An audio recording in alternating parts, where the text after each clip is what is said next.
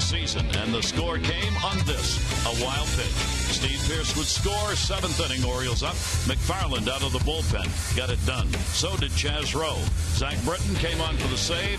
He got 1 2/3 innings and some defense behind him. Orioles won it. Now Wei-Yin Chen. Can he get some offensive support? He looks for the W in Game 2.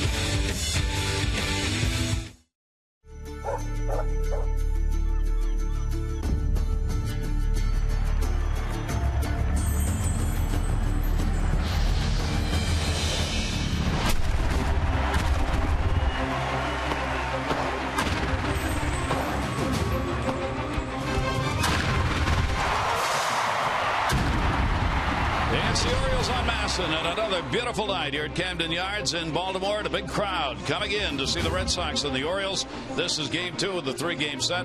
Orioles can get themselves a series win, guarantee that, if they can get the victory tonight.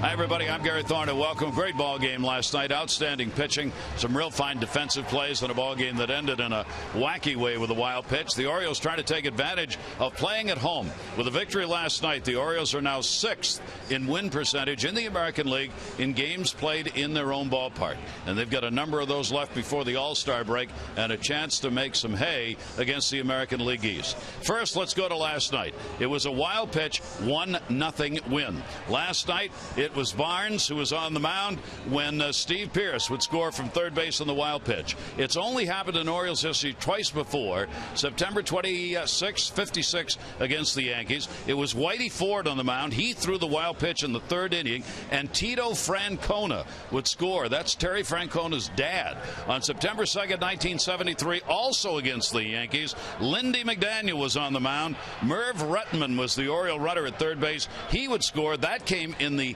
8th inning, and that won them that ball game. So 3 1-0 wins in Orioles history that have come in a wild pitch. Last night, just an outstanding ball game. It was in the 7th inning. Plays that needed to be made. Leadoff man, a 1-6-3 out. That was the first out of the inning. It was looked at on replay, and the Orioles, next one, Reimold out of there, so they equaled it up. Then in the 8th inning, huge play. Trying to get runners moved up to second and third. Matt Wieters, that was designed to be played that way. They got the out of Pedroia at third base. Then you bring on the closer. He had to go an inning and 2/3 last night. He got the strikeouts, Ortiz and Napoli. 8th inning, they came with 2 on. He'd come on in the 9th to take care of it. It was an exciting ball game. And in the division, Mike, a real fun game to watch. It really was. You had to appreciate the pitching from both sides. I mean, the youngster on the Red Sox side, Eduardo Rodriguez, really did a great job, and has pitched fabulous since he's come to the big leagues with the Sox. And, you know, the Orioles as well. Miguel Gonzalez, unfortunately, injured with the groin injury, but he was shut down for 4 1/3. And then you go to the bullpen, and that's when it gets tricky. How are you going to manage this? You got a short bullpen anyway. You just called Nolan Reimold up. You have Mattis on the shelf with the suspension, so you have to manage the bullpen perfectly. Buck Showalter did, and of course Chaz Rowe stepped up. TJ McFarland steps up again, and Zach Britton, another tremendous save, recording 5 outs. So, you know, an impressive job, I think, by the Orioles pitchers. But the Orioles offense put themselves in great positions all night. 1st inning, 4th inning, I think the 5th inning, and the 7th inning. They had runners at first and second base with either 1 out or no outs. And finally, it was the big wild pitch that kind of busted it open for them. And it might help this team relax a little bit. That's a huge win against the Red Sox. Red Sox were playing good baseball. Orioles were playing good baseball. And this is a time of year where things can really dramatically change.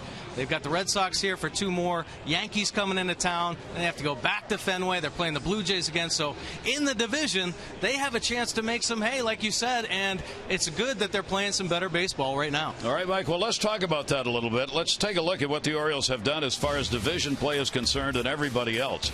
Their record in the division is a game below 500, worse than that against everybody else, but not by much. Batting average is better within the division. The runs per game is a run a game better than against everybody, and that includes the interleague play. Home runs per ball game, significantly better against the American League East, and this series is one of the reasons why teams have 19 home runs, the Red Sox and Orioles, in the 8 games that have been played. The starter ERA is higher against the American League East than against the rest of baseball. The bullpen ERA also higher, but You go back up to the runs per game. The Orioles have been able to score enough of those runs to get it done. After the ball game last night, Matt Wieters, as Mike just echoed, talked about the importance of these division games. These games are big, and you know, we've been able to play some good baseball lately, and we're going to have to continue to do that to get where we want to go. And you know, we're going to have to win each night. We got to come ready to play, because in this division, you know, you can't give away games that you should win. Well, after destroying the East last season, they got to get back on track with these American League East rivals coming up. Well, they get a chance to do it here tonight in Game 2. When we come back, Wei-Yin Chen, who's had virtually no run support this season in his starts, we'll see if he can get some against the Red Sox.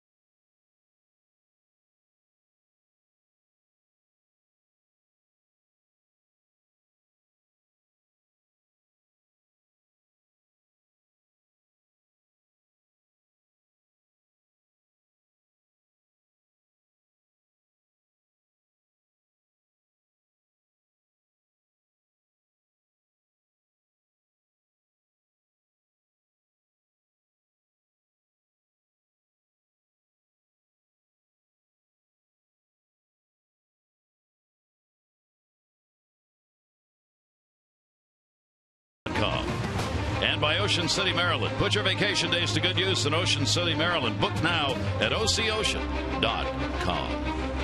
It is a gorgeous night here at Camden Yards. Take a look at our BGE home game time temperature. It is 82 degrees and humidity only at 41%. BGE Home is Baltimore's home team for heating, cooling, plumbing, and electrical. Why would you call anyone else? All right, let's take a look at the lineup. It will be changed a bit. Note that Ortiz is not in it. Pedroia, Holton, Ramirez, Napoli, Bogarts, and Sandoval. Betts, Swihart, their catcher, and Rusney Castillo gets the start. Dustin Pedroia, a very hot month out of that leadoff spot. And let's take a look at Wei-Yin Chen's pitch arsenal this season. The fastball 65% of the time. It is a good one, and he has been spot on here recently. One of the Orioles' best pitchers with 7 quality starts this season. Nice breaking ball. Slider's getting tighter. Going to see him bury it on the right-handers down and in. And the changeup getting better as well. Pitch he's worked on for a couple years now, 12% of the time. 11 starts this year, just 1 win on the season. Great earned run average at 3.18, but lack of run support has been the problem for Chen. 57 punch-outs, 17 walks. Opponents hitting 241. The righties at 252. Lefties just 191, but the righties with the power. The 11 home runs this year, most of them given up to the right-handed hitters. Most of his outs in the air. So he will make his 3rd start this season against the Red Sox. 0-1 this year, 5-4. Lifetime against Boston. ERA, a good one. Lifetime 3.79 against the Red Sox. But he starts the ball game with one of his toughest outs. Pedroia's got an amazing 4.69 batting average against Wei-Yin Chen in his career. Chen's delivery to him, and he'll go after the first one and pop it up first base side. Who wants it? Flaherty. And he's got it. And a pitch and an out. Let's take a look at the Orioles defense, behind Wei and Chen, Snyder, Jones, and Young in the outfield. Hardy and Flaherty up the middle. Machado and Davis on the corners, and Caleb Joseph getting the start behind the plate. So Matt Wieters will be available off the bench. Oh, there he is right now, talking things over with Buck Showalter. Matt Wieters has made a difference in his short time back since coming off the disabled list, swinging the bat well, calling good games. He's fine. Just they're going to bring him on slow. Pitch will be taken for a strike. Here's Holt. He's got a 4-game hit streak going for Brock Holt, the left fielder. He continued it last night. He had a 1 for 3 in the ball game. Wei and Chen's delivery to him will miss outside. He's not had a hit off Chen. He's 0 for 6 against the Oriole left-hander. 29 years old. Chen 36 wins, 28 losses in his career. 1-1 delivery is swung on and missed. Both of these teams with their starters on the mound, Chen and Porcello, have the same record. The team record is 6-5 with these two starters. Their own records are much different, with Chen just 1-4. And a great pitch down and away to get him. Wow. Nasty sliders back to back from Wei and Chen. He has been working on this pitch. Ramon Martinez has helped him out a little bit. Quality sliders down and away. Holt, one of the better hitters in the Red Sox. Great average. Uses the whole field, but Wei and Chen cuts him up right there. Back to back sliders for Big K. So a chance for a 1-2-3 inning. Here is Ramirez. He's going to DH in the ballgame tonight. He fouled a ball off the left knee hard. Stayed in the game for the at-bat, drew a walk, and then came out of the ball game. So he's DHing tonight. Good enough to be in there to hit, but obviously he's going to be limping a little bit in light of that shot he took. John Farrell wants that bat in the lineup, though. He is 1 for 3 lifetime off Wei and Chen, and of course gets the hit against the left-hander here. 1-0 delivery, and that'll be fouled the other way. Ramirez is a very dangerous hitter, one of the better power hitters on this Red Sox team right now. 13 home runs, so need the bat in there. And a couple of the Red Sox hitters quieting down a little bit. Ortiz has had some struggles this year, but Ramirez has stayed consistent. Look at the numbers against the Orioles this season, so very productive. 286 off left-handers for him. He'll foul that away. For Wei and Chen, 2 starts came back-to-back against the Red Sox. The Patriots Day game he started, that was a rough one.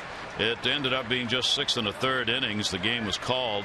He gave up 5 runs on only 3 hits in 4 1/3 innings. Problem there is that he walked 5 in that game. Came back in his next start and pitched much better against Boston. Non-decision, but 2 runs, 4 hits over 8. Ramirez will foul back another. He matched his career high in that second start against Boston this year, going 8 innings, and retired the final 12 batters that he faced in that ball game. That was back on April 25. 1 ball, 2 strike count on Ramirez. 2 down here in the first inning. Orioles start the day 5 games out. Red Sox are 6 games behind the Yankees, who lost today. That'll be fouled away. Not only did the Yankees lose and have their 7-game win streak ended, but Andrew Miller, their closer, is on the DL. He's got a strained muscle in his left forearm. Is bothering him for a while, said Joe Girardi after the game. Yeah. DL. That's a tough one, too. Look at Miguel Gonzalez, maybe headed to the DL himself with the groin problem. Came out early in last night's ball game after working 4 1/3. Breaking ball, and they go to first. No. Well, it sure sounded like it. Buck Showalter said he's not starting Sunday, so he's going to miss his next start. Brian Mattis is due back on Sunday from the suspension, so with Gonzalez not pitching, Showalter's not said who will start Sunday, nor that they definitely will put Gonzalez on the DL, but you almost have to. 2-2 pitch, and that's going to be a base hit. He'll kind of wobble down to first base on that bad knee. So Ramirez works it and gets himself a 2-out single. Let's take a look at our Maryland Live Casino inside the numbers. Now, Wei and Chen, some home struggles this year. Hasn't picked up a win yet. Nice earned run average, though, 3.60. The 247 opponent batting average in his 6 starts. On the road, a little bit better. Obviously, better earned run average at 257. Has picked up a win, and that opponent batting average A little bit lower at 233, but look at the run support average, just 2.03 at home and 5.14 at home or on the road. So get some hits, put some runs across the plate for Wei-Yin Chen. That win-loss record could look a lot different. Yep. Runner on at first base, and here's Napoli, who draws the cleanup hole in the ball game. One of the reasons, Napoli 5 for 21 with 3 home runs lifetime off Wei-Yin Chen. As Mike said, the homers have been kind of the bugaboo for Wei-Yin without getting the run support. Actually, the pace of home runs hit off Chen isn't really any different than it was last year. But when you're getting that lack of run support, all of a sudden they look a lot bigger and loom larger. Yeah, you know, Wei-Yin has pitched very well, and he is susceptible to giving up the long ball. He's had 5 straight starts where he's given up a home run, but he's also had 5 straight starts where he's gotten 2 runs or fewer of run support. So there you go. I mean, he's going to give up the long ball on occasion, but the offense just has to turn the corner a little bit. Chen is tied for second in most home runs given up in his home ballpark. That makes sense. He's a fly ball pitcher, predominant. 62% of the outs come on fly balls. And this is a ballpark, especially as it heats up, that's a home run hitting yard. So you put those two together, and Chen's going to give up home runs when he pitches here at Camden Yards. 1-2 with the runner at first, shift on in the infield, check swing, and that one will be fouled straight back, an unintentional one. David Ortiz apparently not happy about not starting this ball game, kind of let her rip in the locker room with the writers before the game. When asked why he wasn't playing, he said, "What do you want me to tell you? You have to ask the manager. I do what I get told. I'm not playing today, so I'm here in case he needs me later." John Farrell said we take a look at his overall body of work against lefties, and that's what we're trying to address. So let's look at that. Ortiz is batting .114 against left-handers, .219 overall, although he's hitting .308 lifetime against Chen. So Farrell made the decision. Ortiz just doesn't play him very well. I mean, yeah, he isn't, and you could kind of see that last night in the ball game. He was cheating a little bit to try to get to some pitches, which typically you don't see from David Ortiz. Seen him very quiet in the box, trusting his hands and staying back, and yeah, he had to get his body going a little bit to try to get the bat head through the zone, and didn't really pay off early in the game. Though it looked like he was trying to get back to squaring balls up on the barrel by staying to the middle the other way, but when the pitcher was throwing a little bit harder, he was opening up just a little too quick. Ramirez on at first base. He'll be running 2 down, 3-2. Here's the delivery to Napoli, and Napoli swings and misses. 2 strikeouts in the inning. No runs on 1 hit, no errors, 1 left. And Orioles up the lineup, juggle a bit. We'll take a look.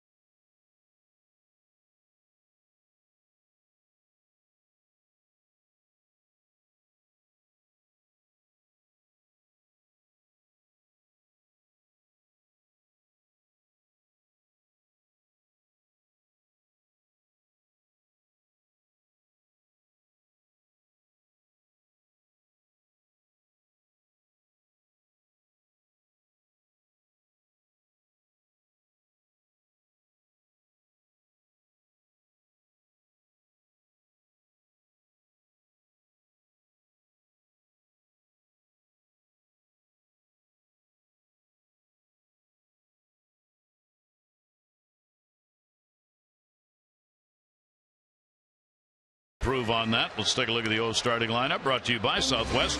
Book your low fare now at southwest.com.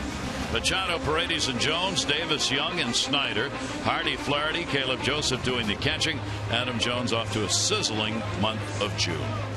And here's a look at Rick Porcello's pitch arsenal this season. The fastball 66% of the time. Real good two-seam sinker. His typical go-to pitch, but he's gone to the four-seamer much more frequently this year at the top of the zone. Breaking ball is a curveball and a slider that sometimes looks a little bit like a cutter, and the occasional changeup. He's had 11 starts this year. 4 wins, 5 losses, a 5.01 earned run average. Been kind of a roller coaster ride for Porcello. 55 punch-outs, 18 walks. Opponents hitting .261 overall. Righties at .256, lefties .265. There you go. 57% fly ball percentage. Typically, it's the other way around. Typically, in his first 6 years in the big leagues, that ground ball percentage was up there. Ideally, a ground ball pitcher, but a lot more four-seamers this year to get the fly ball outs. Very strange. Here's Manny Machado, and he'll go after the first one, foul it off. It has to be one of the reasons that he's struggling this season. To have gone from the second most predominant ground ball pitcher in the league, Masterson was #1, to a predominant fly ball pitcher, the most ever in his career at 57%. That's just an enormous change from one year to the next. That pitch is going to be in there for a strike. As you and I were talking, Mike, if you got a sinker and it's working and you're getting ground ball outs, why would you change that? Right. Well, did you see the first 2 pitches right there? First pitch a sinker, and Machado fouls it off his foot. Next pitch a four-seam fastball. Stayed true on the outside corner, located well. But there's another four-seamer right there. I don't know why he's going away from that. Good sinker. That's a go-to pitch. Only 26 years old. Manny Machado against Porcello. You see the numbers for him. Manny's got a 3-game hit streak. He continued it last night. He had a 1-for-3 in the opener. Porcello with the 0-2 delivery, and Machado will go down swinging. Pretty good two-seamer right there. So 4 fastballs. First one a two-seamer, and he finishes them off with the two-seamer. Nice movement down and in. Good velocity as well. Take a look at our Jeep inside the numbers for Porcello. Now here is a look at the roller coaster ride. His first 4 starts, 1-2 record, but look at that earned run average at 6.48 and a .277 batting average. Next 4 starts, 3 wins, 2.10. Looks like he's back, but the last 3 starts, 0-3 and a .698. So you don't know what you're going to get. It's a matter of fastball command with Rick Porcello. When he's on, he can be dominant. When he's not, he can get hit around. Paredes back in the lineup, carrying the .301 average, but certainly not hitting of late. 4 hits in his last 37 at bats, and in those 37 at bats, he has had 18 strikeouts. He still is at the top in the American League with runners in scoring position, and it's a kind of a question right now of finding a leveling off point for Paredes. And if he levels off anywhere near what he has done so far, everything will be just fine. Thank you. Yeah. Foul back.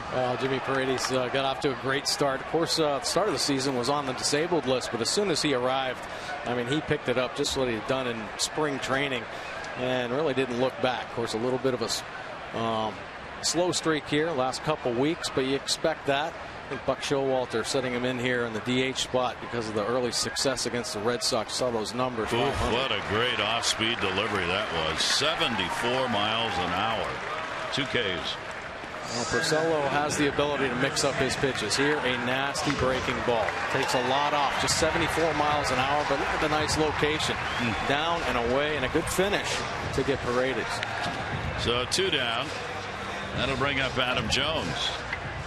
Adam with the 0-for-3 in the ball game last night. Good numbers against Porcello, though. 8 for 31 and a home run against the Red Sox starter. Porcello's ERA has jumped from 3.43 last year to 5.01 so far this year. Jones fights that one back. He's given up 11 home runs, 7 to left-handers on the season, and he too had back-to-back starts against the Orioles. Suffered a loss on the 19th of April. 8 runs, 12 hits in 5 innings. That was a career tying high. 12 hits that he gave up in that loss to the Orioles. Put up in the air and fouled. Take a look at the Red Sox defense behind Porcello. Holt, Betts, and Castillo in the outfield. Bogarts and Pedroia up the middle. Sandoval and Napoli on the corners, and Swihart, a rookie catcher, behind the plate. The second start Porcello had, his very next one against the Orioles, exactly the opposite. He was non-decision. Red Sox won. He gave up 4 runs, 6 hits, 6 innings, had a season high 7 innings pitched. Swing and a miss. He strikes the side out. So the Orioles go down. Pitchers both of them have good starts here in game 2 of this 3-game set.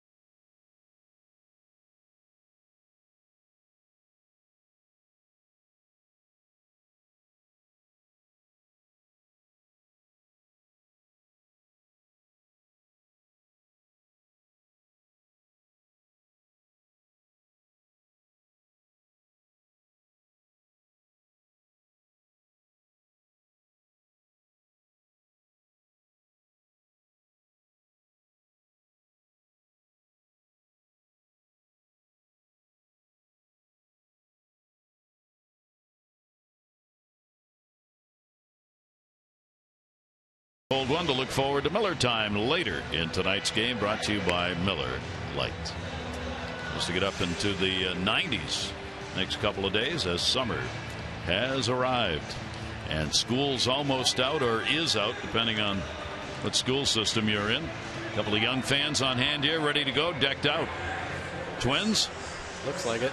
Sure it does. Well, you would know. Yeah.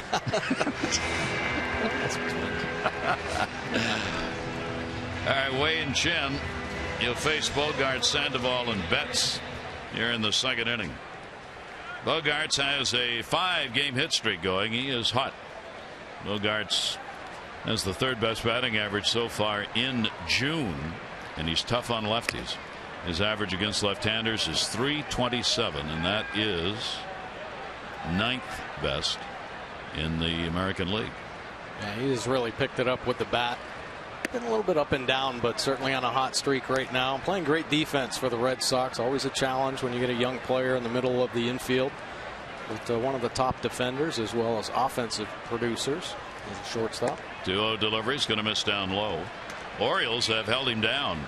This is game number 9 these teams have played. The Orioles have a 5-3 edge in the season series. Bogaerts is hitting only .167 against the Orioles with 1 home run this year. 3-0 delivery on the way, and that is in there for a strike. So 10 he messed around with him a little bit first 3 pitches and then came in not wanting obviously to give up the walk here to leadoff batter. 3-1 pitch to him and a swing and a miss. That one off the table.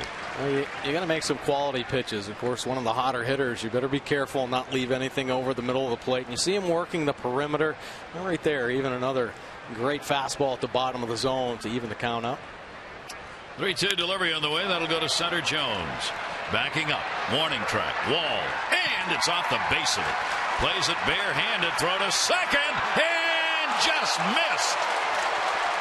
Great throw by Adam Jones as he barehanded that off the wall. You can't do it any better than that.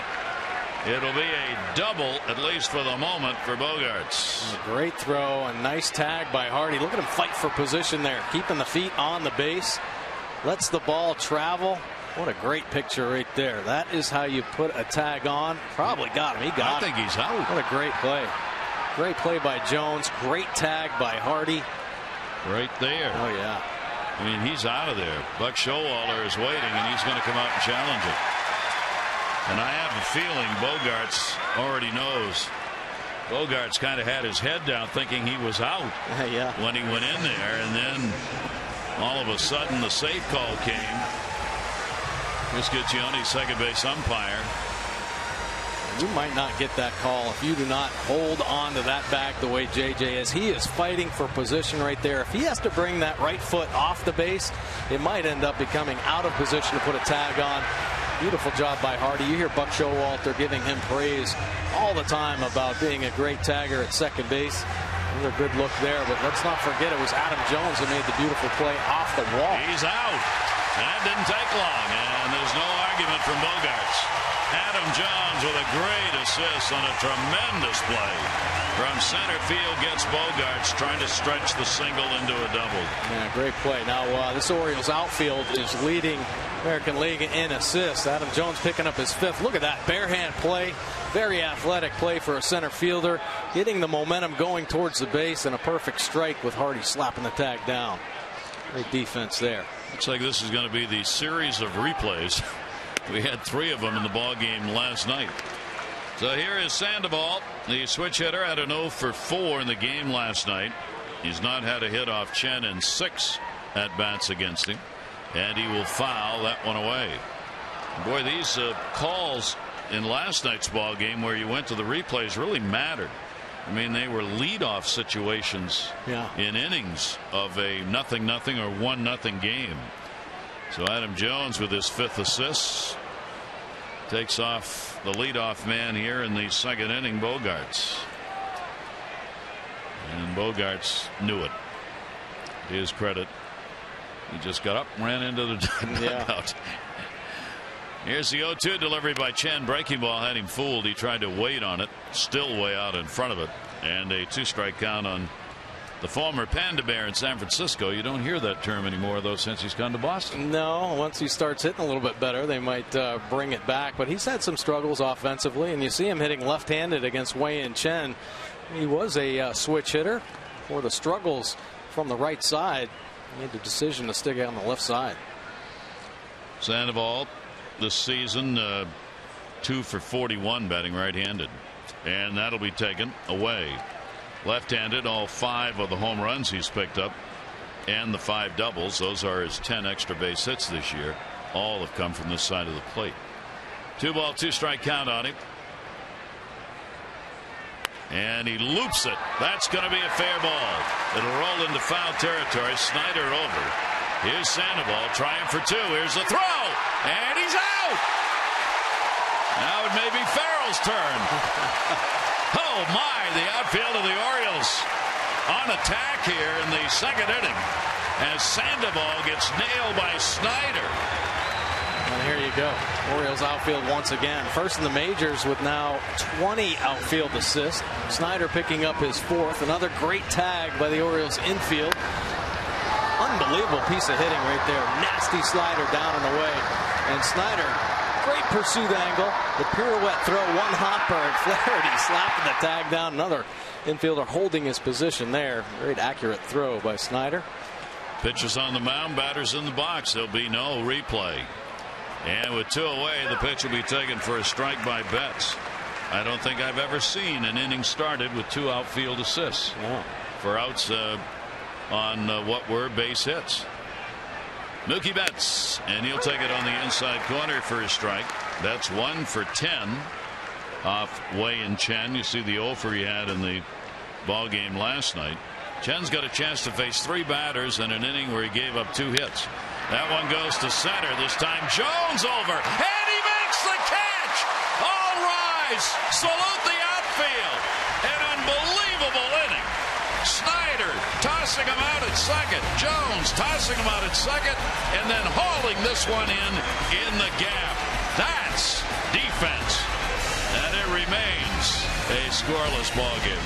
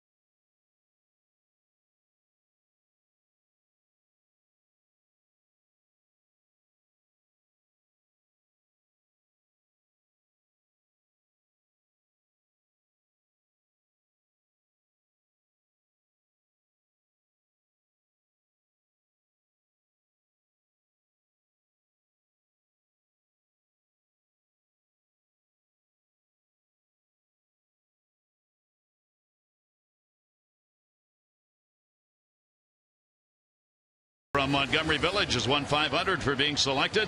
You get $500 more for every Orioles home run hit tonight. Play baseball bucks scratch-offs win up to $50,000 or enter non-winning tickets for a chance to be the contestant of the game. Visit mdlottery.com/baseball. Adam Jones, the love of the game shines through when he's playing great D. He really enjoys it, and Snyder added to that on his play in left field. Ryan Flaherty and Hardy both took great throws. There they are at second base. I mean, that's as good a defensive inning as you're going to see. So 2 singles, 3 batters, and nobody left on base. A lot of fun to watch right there. Now they reverse the defense here. They'll put Sandoval over on the second base side, bring Bogarts back to the shortstop side. They did that after the first pitch. Of course, and he's going to bunt. Laid down a pretty good one. Can he leg it out? Yes, he can. A little fumble bumble. Swihart and Porcello neither calling the other off, and Davis has got a bunt single. You gotta like that. I mean, you know, hear it about every night. Chris Davis, there's the left side of the field. Go ahead, lay one down. This is a crucial time here. This could be a moment in the game where things start to change. Of course, yesterday's 1-0 win was huge, but these type of plays can be game changers. So have to keep an eye on it. Obviously, Chris Davis getting the first hit out of the way might help him as the game progresses as well. Chris now has 2 infield hits on the season. So if they give it to you, take it, especially leading off the inning. Here is Young. Delman in right field, 0 for 4 last night. Young will take the pitch down low. He comes in with a .278 average this year against the Red Sox, just a little below his average on the season. He has hit .310 against Porcello with a home run. 1-0 count. Double play depth in the infield. Ground ball fouled off outside of third. Oh, some excitement in this one. You see home and road for Delman. Both of the long balls coming here at Camden Yards. Yeah, a .333 batting average and 9 RBI. So road games, let's pick it up a little bit. But Delman Young, a great hitter, still very young, and a proven major league hitter, especially against left-handers. I think that's why Buck Showalter brought him over here. 300 in his career off lefties, but incredible year last season, and looks like he's getting back on track, swinging the bat much better right now. 1 ball, 1 strike count, and Young will take the pitch up high. And here's where in previous years you would have said, all right, Porcello's got the advantage. Ground ball, chance to get the double play. Not this year. Not this year with that fly ball ratio at 57%. No longer do you even expect to see the ground ball in these situations with Porcello on the mound. 2-1 delivery, and that's back into the screen, trying to jump on one. 2 ball, 2 strike count. Yeah, the problem is the fact that he doesn't throw a lot of 4-seamers, or hasn't in his career, leads to more mistakes up in the zone, and that's why you're seeing more fly balls. The home runs, already 11 this season, so more mistakes made, and that's why the inconsistencies this year. When he's on, obviously with the fastball, he's going to have more success, but the mistakes have led to that high earned run average. Runner at first for the lead, foul back. The Orioles are trying to get their mark in the East evened up. They are 16-17 so far against Eastern Division teams. If you look at it, the Yankees have gone 16-13 against the East. The best mark is held by Tampa Bay, believe it or not. They're 18-14 against the East. The Red Sox 10-16 against Eastern Division teams, and the Orioles trying to get to 500 against the East with a victory here tonight. Ground ball towards third. Sandoval 1, relay Pedroia not in time. Young hustling down the line to avoid the double play. 1 away. Next week, the Orioles take on their I-95 rivals, the Phillies. 2-game interleague series Monday and Tuesday here at Oriole Park. Good seats remain for each game, including Tuesday's Ollie's Bargain Night, presented by Ollie's Bargain Outlet. All upper reserves only $10, but they have to be purchased in advance. For tickets, go to Orioles.com or 888-848-BIRD. Here is Snyder. Nice hand for his defensive play as he stands in. 2 hits, 13 at bats off Porcello. Sandoval will move just off the cut of the grass at third. Runner at first, swinging away and fouls it back. Travis Snider, nice healthy cut right there. Done some good things for the Orioles since he's been here. They'd like to see more home run production, but swinging the bat well, and obviously the defense that he has shown has been very solid. Moving around a little bit, more games in left field than right, but typically the corner outfielder. Outfield shades a bit to left. They give him the gap in right center. Delman Young now at first base. 0-1 delivery on the way, and a swing and a foul back on the 92-mile-an-hour delivery. So Snider in the hole on the 0-2 count against Porcello. Porcello coming off a loss against Minnesota. 2 runs, 5 hits over 8. He has lost his last 3 starts. He gets a lot of decisions. He's got 9 decisions and 11 starts this season for the Red Sox. But the last 3 losses, 6-3, 6-4, and 2-0 in the last game against Minnesota. That one's fouled the other way. Another look at his 4-seam fastball. Swihart wanting the high fastball at the top of the zone. Porcello puts it there. And nice job by Snider to foul that off. That's another reason why you're seeing so many fly ball outs, or that percentage a little bit higher. And I'm a little surprised that he's going to that 4-seam fastball. I think it should be a nice show pitch for him. Maybe sneak it by somebody at the top of the zone every now and then. Runner going, ground ball down to first base, will be played to the bag by Napoli for the out. They weren't going to do much more with that anyway. So now Young's down at second base, and they're 2 away. Our American Standard, who's hunted, who's not, celebrate the season with the American Standard All-Star event. Visit MidAtlanticComfort.com for amazing rebate and financing opportunities. And J.J. Hardy's starting to pick it up a little bit. It seems like he's getting that rhythm and timing back. Last night, 2 for 3 with a couple singles, but Mookie Betts not so hot this month, just that 160 batting average. Runner in scoring position last night. Neither team did much. The Orioles 1 for 9 in last night's ball game, and the Red Sox 0 for 8.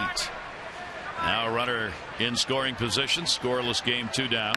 Hardy goes for it. That's in the gap. That's going to get a run home. Young will score. Hardy takes the big turn.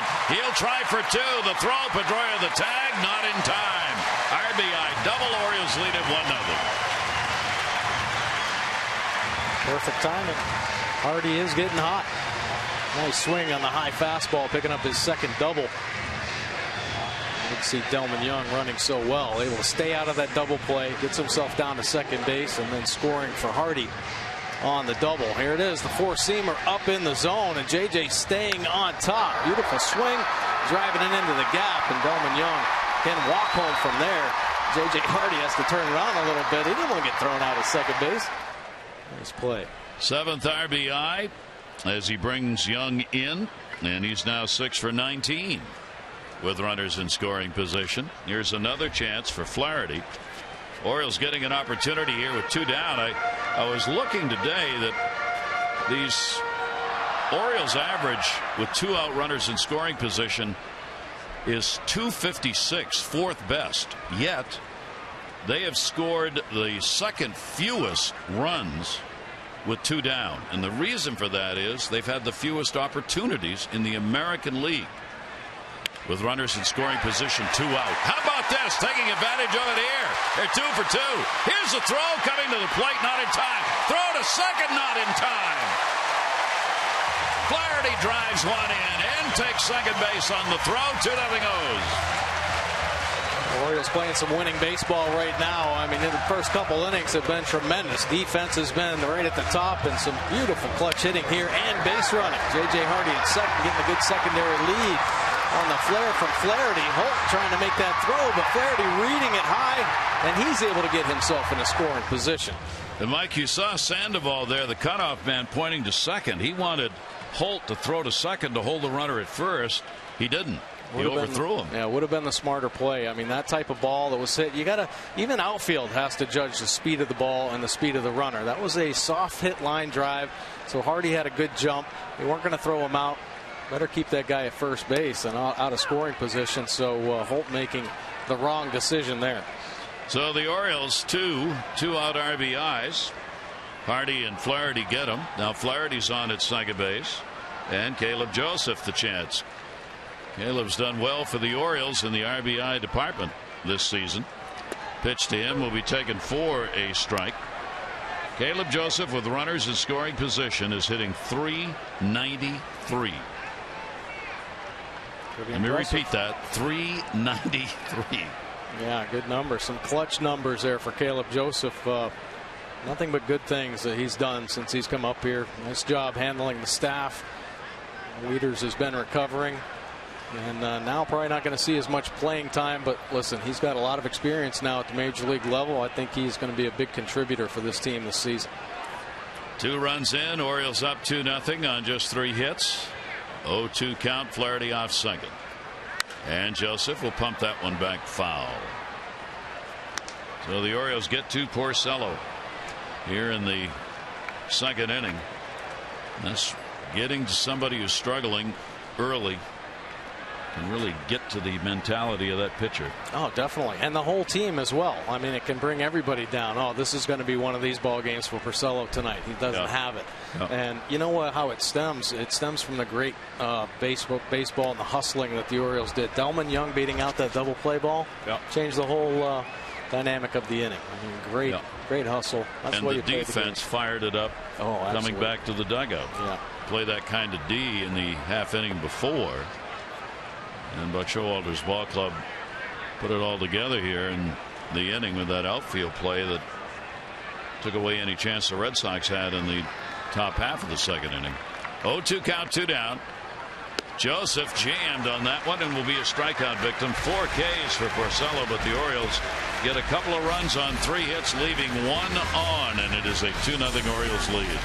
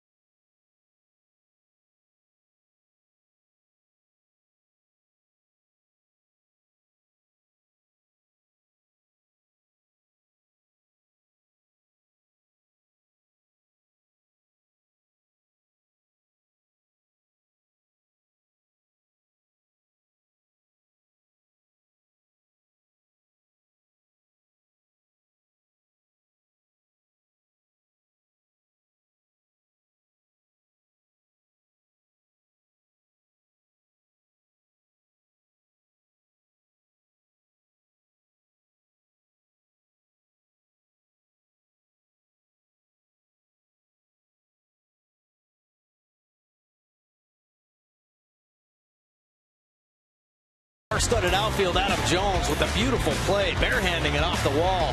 Wanted to JJ to get Bogarts and then Snyder. A one-hop throw to Flaherty, who slaps the tag on to get Sandoval. What can they do better? Well, it's Air Jones to the rescue. Beautiful play to end the inning, and wouldn't you know it, the Orioles offense puts 2 on the board after that fine display of defense. 20 outfield assists from this Orioles outfield, most in Major League Baseball. Jones picks up his 5th, and Snyder his 4th. So the Orioles have the lead, and pretty dominating momentum going right now in this ball game. Wei and Chen back out, up 2-0. Each team with 3 hits. Chen's delivery will be in there for a strike. Swihart is doing the catching, switch hitter, 1 for 4 in the ball game last night. Castillo and then Pedroia will be coming up for Boston. Foul the other way.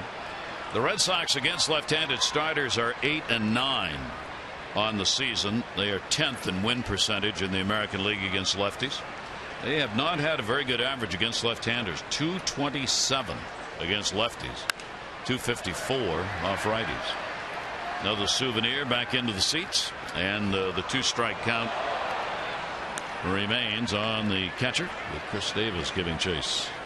Nice job by Chen getting ahead, aggressive with that fastball. I will tell you this right now, I have not seen Wei Chen's slider as sharp as it's been in the early part of this ball game. Wouldn't be surprised if he buries one down and in here. Here's the 0-2 delivery on the way inside. Swihart started the season at Pawtucket AAA. He hit .338 there in 18 games. Then because of injuries and needs, here he is. As we mentioned last night, the Red Sox didn't want him up here this early, but out of necessity he's catching, and he's it. He is their starting catcher. Sandy Leon, their backup, is just that. And John Farrell's looking at the youngster. Pitch will be taken inside. Good eye. Swihart not biting on close pitches, so it'll go to 3 balls and 2 strikes.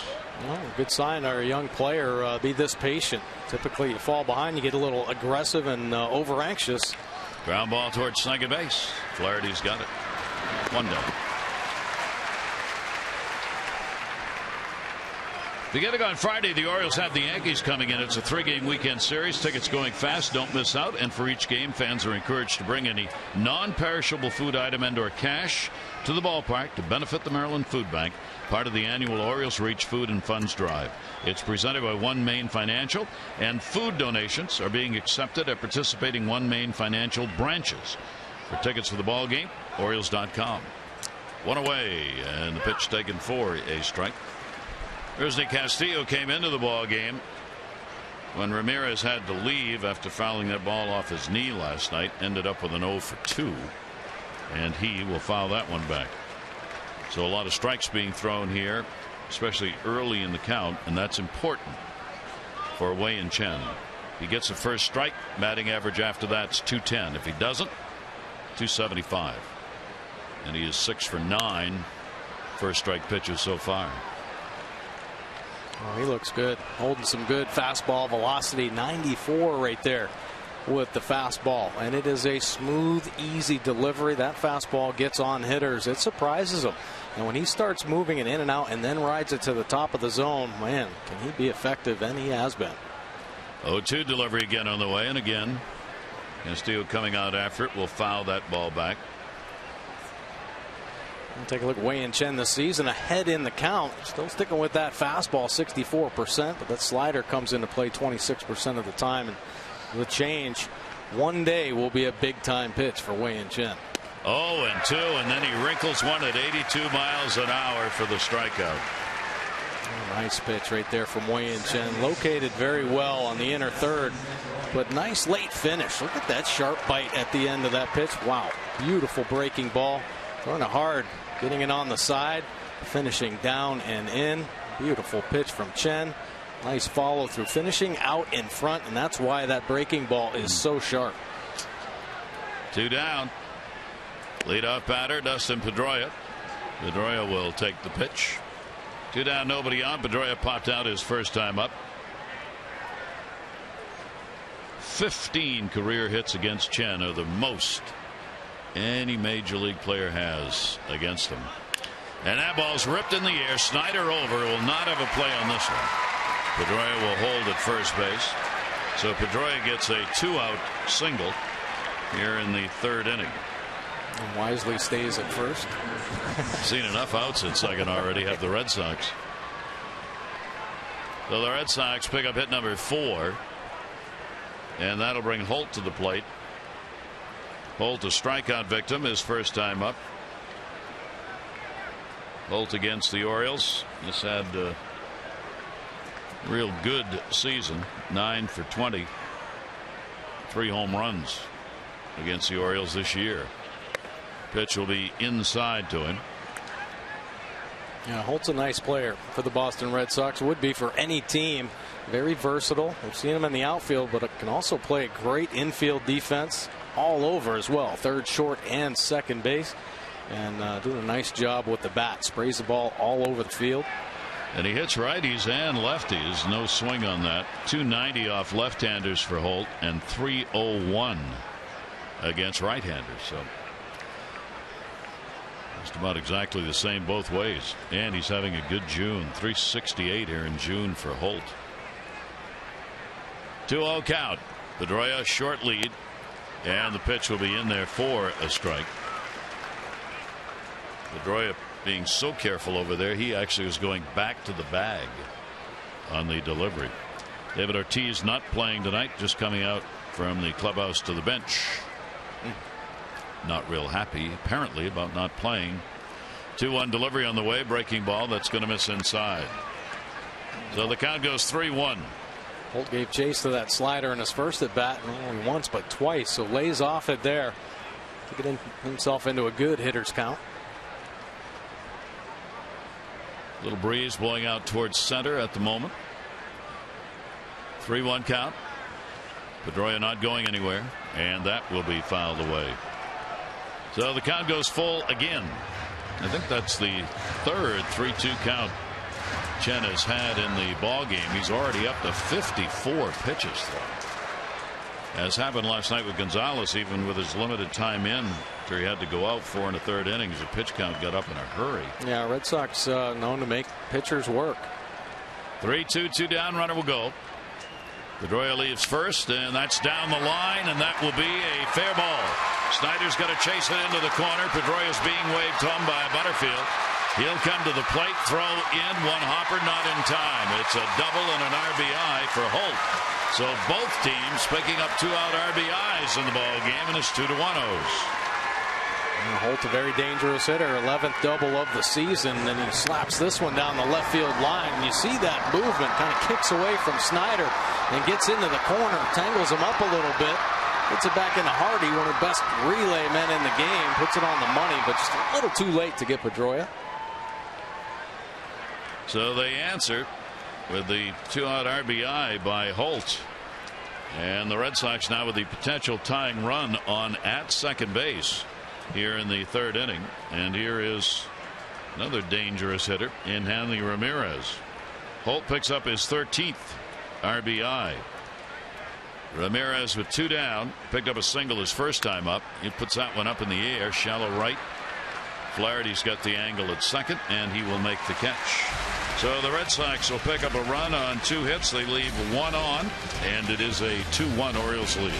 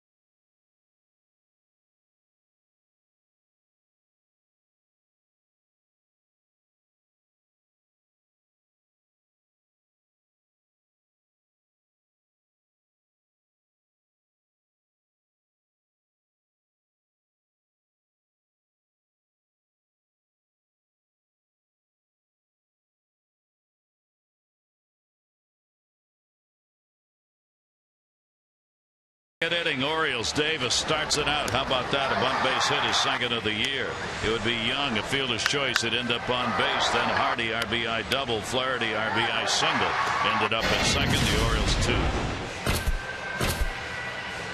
Love that stapler. I want to get one of those for the house. Yeah, they did bring the lumber actually that last inning, and take a look tonight. 2 for 3 with runners in scoring position. Last night they had some opportunities, but just 1 for 9. Another good ball game underway here as the Orioles will look to add to the lead. Top of the order, Manny Machado, Paredes, and Jones. All 3 struck out in the first inning. 5 for 60 now against Porcello for Manny Machado. And he will take the pitch for a strike on the outside corner. Porcello has the 5th highest number of earned runs surrendered this year on the road. ERA on the road, 5th highest. And that ball's down the line in left field. That's going to be in the corner. That'll take a hop off the wall. Holt will go to second with it. Stand up double to lead it off Machado. Manny, a nice swing, but this is a changeup. What makes him such a dangerous hitter? Those long levers. He's able to stay in the strike zone for an extended amount of time. He gets fooled a little bit out in front. Gets enough of the bat on to beat Holt down the left field line and cruise into second base for a leadoff double. So the Orioles leadoff man on 2 out of 3 innings. Porcello has retired 77% of leadoff batters, with the Orioles defying those numbers at least early. Here is Paredes, strikeout victim, his first time up. He gets a shot at it, and this is where he has been so unbelievably good this year. Pitch will be taken down low for a ball. His .471 average with runners in scoring position is number 1 ahead of Prince Fielder at .421. You have Paredes, Fielder, and Joe Mauer all hitting above .400 in these situations for American League leaders. Bogart's holding the runner. The delivery and a swing and a miss turned that one over. Good pitch. Kept it away, 1-1. Well, that's the kind of movement he wanted on the changeup he threw to Manny Machado. Nice late fade. Manny stayed up long enough to get the good part of the bat on it. 1 ball, 1 strike count on Paredes. Bogart's right behind the runner at second base, Machado, and a ground ball. It'll be played by Pedroia. It is a productive out. He gets the runner, Machado, to third with only 1 away. Celebrate summer at Oriole Park by picking up the new Birdland Summer 6-pack.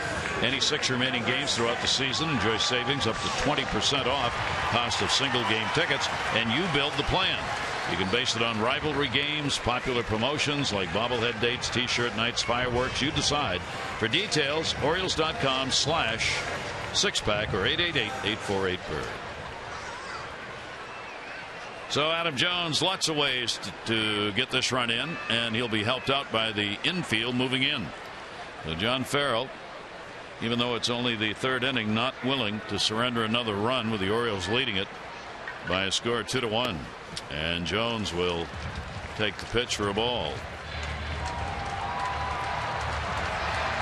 See Adam with runners in scoring position at 260, the home run, 19 RBIs, and this is the type of situation where you would think Porcello will continue to pound that sinker down and in. Try to get him to hit a ground ball to Sandoval or Bogarts over on the left side. 1-0 up the middle, and it's going to be a base hit. A trickler on a shattered bat that had just enough roll to get into center. RBI for Jones. Machado scores. 3-1 Orioles. We'll take that clutch hit, and that's how you manufacture a run. Paredes, nice job getting Machado over third. He wanted that sinker down, but it stays up and gives Adam a chance. He pulls the hands in. Doesn't get the sweet part on, but enough of the bat. Big, strong guy able to find some outfield grass and drive Machado in for the 3rd Orioles run. The Orioles taking advantage of their chances in this ball game. Adam Jones gets his 31st RBI of the season. Chris Davis has 33. They are 1 and 2 in that department. RBIs. Chris up, base hit, bunt, first time up. Runner at first and 1 away. And the throw over, and Adam back to the bag. Porcello can be run on. Base stealers are 8 out of 10 against him this season. Swihart behind the plate has thrown out 23% of base stealers. In the minor leagues, an outstanding arm for the Red Sox catcher. Davis will take the pitch inside, and ahead on the count, 1-0. So the Orioles 3 runs on 5 hits, and here in the 3rd inning, only 1 away. Typically you see this Red Sox defense playing the big shift on Chris Davis, double play opportunity, so they keep Pedroia there at second base. Bogart shaded up the middle, but not the big shift like we've seen in the past. That's a pretty straight alignment right there. 1-0 delivery on the way. Chris will take that inside. Chris has got to be looking out to right field going, Where is he? Yeah. Where's that softball right fielder? Well, it's a great opportunity for him with Jones at first base. The hole opened up. I don't know how many times we've seen him hit lasers in that hole, but the second baseman flagging it down out in shallow right field. So good chance for Davis. 2-0 count. Porcello. Jones not a big lead. Long hold. And Davis will put the ball up in the air. Center field. Betts has it. Davis is retired. 2 down. When the Orioles win, everyone wins. When the Orioles win and score 5 or more runs, you get 50% off regular menu price online orders at papajohns.com by entering promo code Orioles5. Better ingredients, better pizza. Papa John's.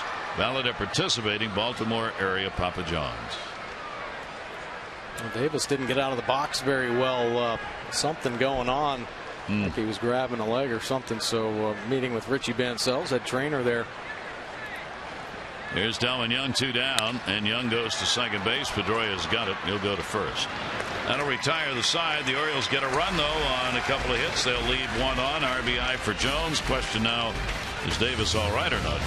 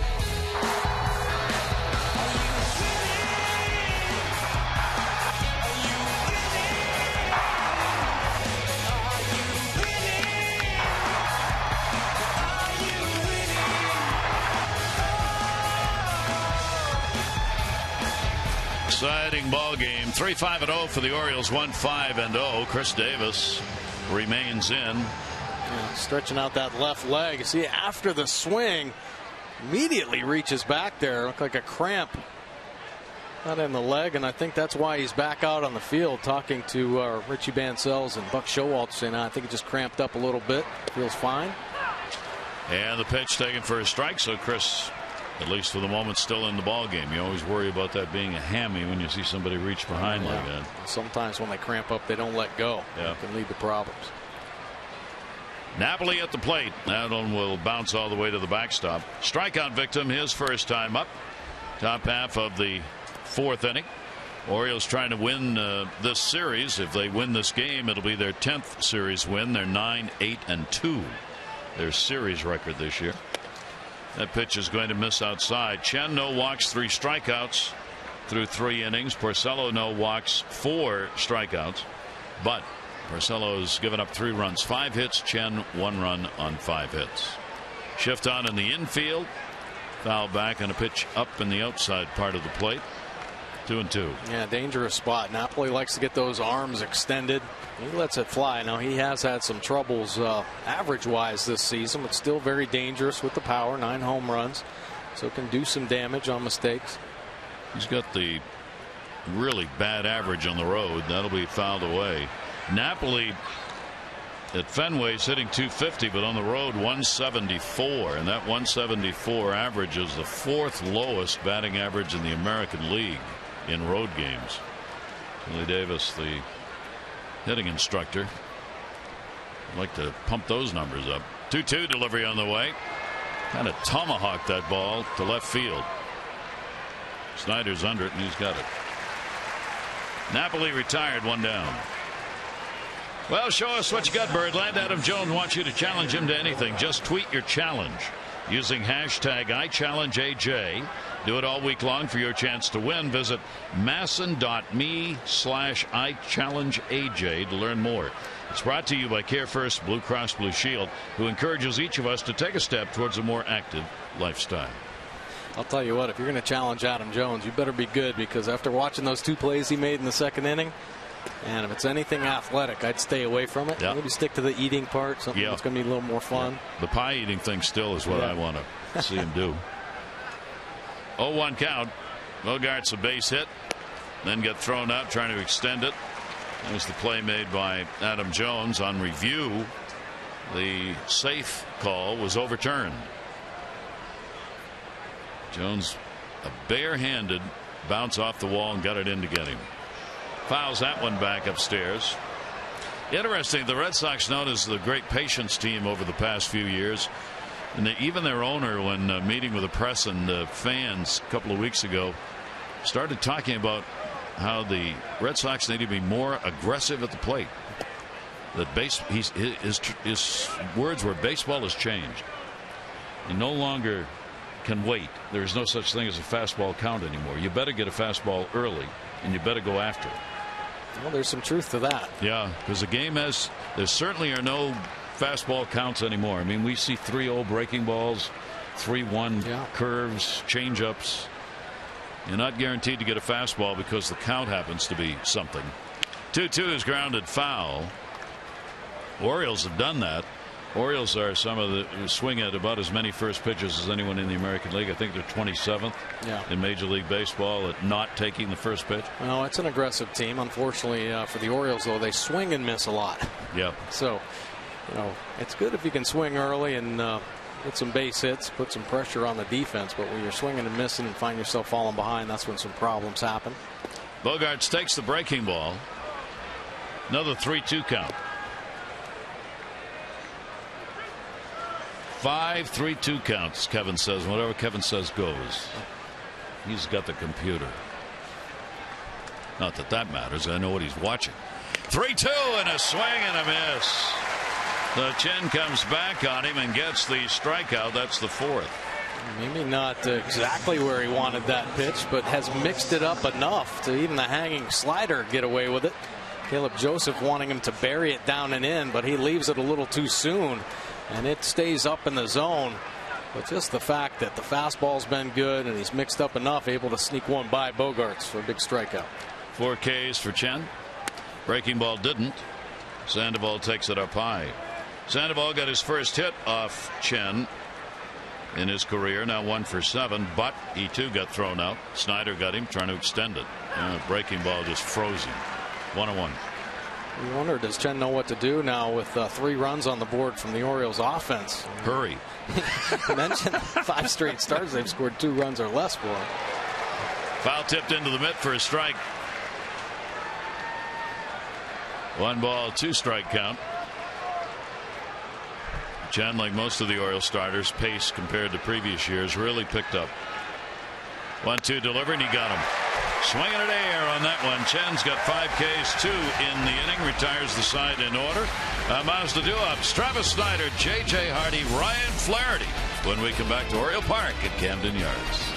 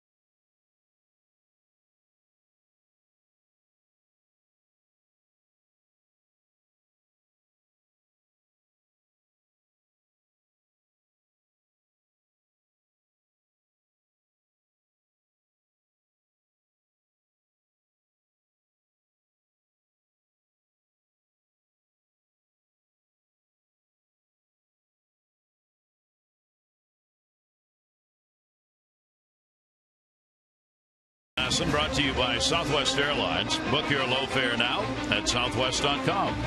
By 5-Hour Energy Shots. Have you tried great tasting 5-Hour Energy lately? And by Navy Federal Credit Union, proudly serving the armed forces and their families for 80 years. Gary Thorne and Mike Gordick. Great to have you with us here in the middle game of this set. Tomorrow night, right back with you.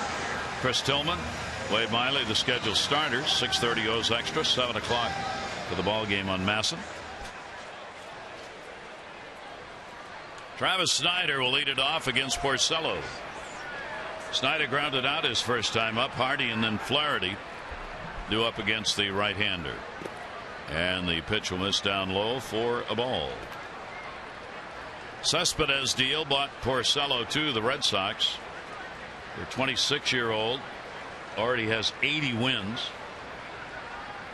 They figured that was going to be a real difference maker, and they still may be right, but it hasn't turned out that way so far this season. Mike talked about the roller coaster ride he's been on, trying to settle in. Yeah, but he has a tremendous upside still. Just 26 years old, like you mentioned, in his 7th season. So there's a lot of experience there. Health has been on his side. He's a strong kid, very athletic. And I think the years that he's built up at such a young age definitely going to help him as he gets into those finer years where, you know, the experience really starts to pay off for him, because he has a good arm. He knows what he's doing. Good movement on all of his pitches. He is the only pitcher since 1900 to have more than 25 starts in each of his first 6 years before turning 26. So I mean, he's pitched a lot and effectively. So we'll see. I mean, when you got 80 wins and you're 26 years old, you're off to a pretty good start. Yeah.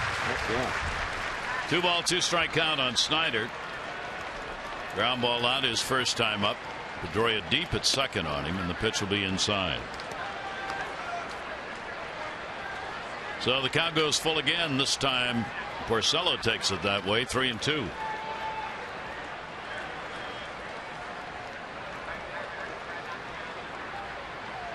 Snyder will rip it to center. Will it stay up? Yes, it will. Line drive, head high. Betts puts it away. And our PNC minor league report. Let's take a look at TJ Olechek here with Delmarva. It's a low A, 10 for 19, 2 home runs, 10 RBI in 5 games. Pretty impressive stuff there recently with Frederick. 3 for 19, a double in 7 games. So TJ starting to swing the bat very well this season. J.J. Hardy up. Hardy RBI double, and he would score in the second inning. J.J. now with 3 hits, 4 at bats. First 2 games of this series. That ball is short. Bogarts gets it positioned perfectly on that one for Xander Bogarts. Nice play. Hard hit ball from Hardy. Good swing there. JJ's starting to cover the ball a little bit better. Hit taken away from the young shortstop Bogarts. So 2 quick outs. Bogarts retired the side in order, or Porcello rather retired the side in order in the first inning. Ryan Flaherty RBI base hit his first time up. He's now 4 for 8 against Porcello, including a home run. And against the Red Sox, Flaherty continues to shine. 7 hits, 13 at bats against Boston this year, and a .294 lifetime average against the Red Sox. 1-0 delivery and a strike taken. Yeah, pretty impressive. Now Ryan Flaherty's really worked on his offensive game. A lot quieter this year, seeing the ball better, limiting the head movement, starting to use the whole field. Nice piece of hitting in his first at bat going the other way. And the on-base percentage up there, so seeing the ball much better.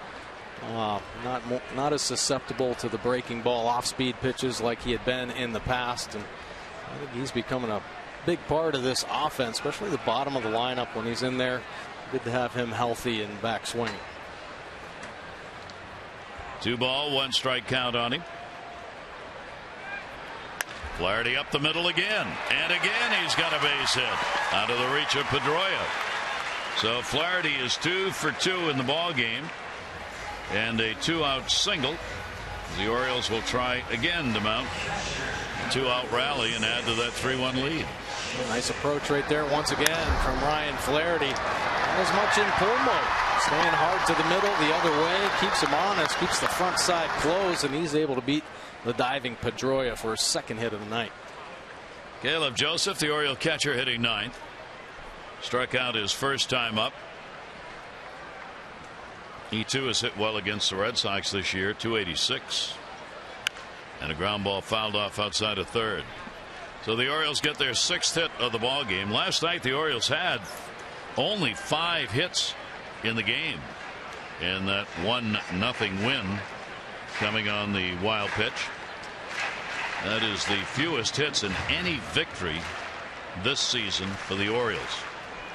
They'd gone 0 for 11 when recording 5 or fewer hits this year. Last night was the first night they'd won a ball game with 5 or fewer hits. And no RBIs, of course. Pitch taken outside, and a 1-ball, 1-strike count. Well, good things happen when you're playing the game the right way. The Orioles did a nice job in last night's ball game all the way around. We talked about the opportunities they had. They did put some pressure on the Red Sox. They weren't able to drive anybody in, but the wild pitch, you take your chances. You keep doing good things, and good things will eventually come around for you. 1-1 delivery on the way outside. From the Red Sox side of it, that was the last time Boston lost a 1-0 game in a wild pitch. You got to go back to August of '85. Bruce Hurst was pitching, and who would score the run in the 5th on a wild pitch? Dave Engel, the one and only Dave Engel. Now a scout. Super scout. 2-ball, 1-strike count. And a strike in the inside corner. Joseph not going to hit that one. Took it. Hoped it wasn't going to be a strike. 2-2. We run into Dave Engel on the West Coast, where he does most of his work when the Orioles are out there. Yeah. See Dave. 2-2. Runner at first base, Ryan Flaherty. Joseph takes it, and he's gone. So 5 strikeouts for Porcello. No runs on 1 hit, no errors, 1 left on base, 4 complete. Orioles up.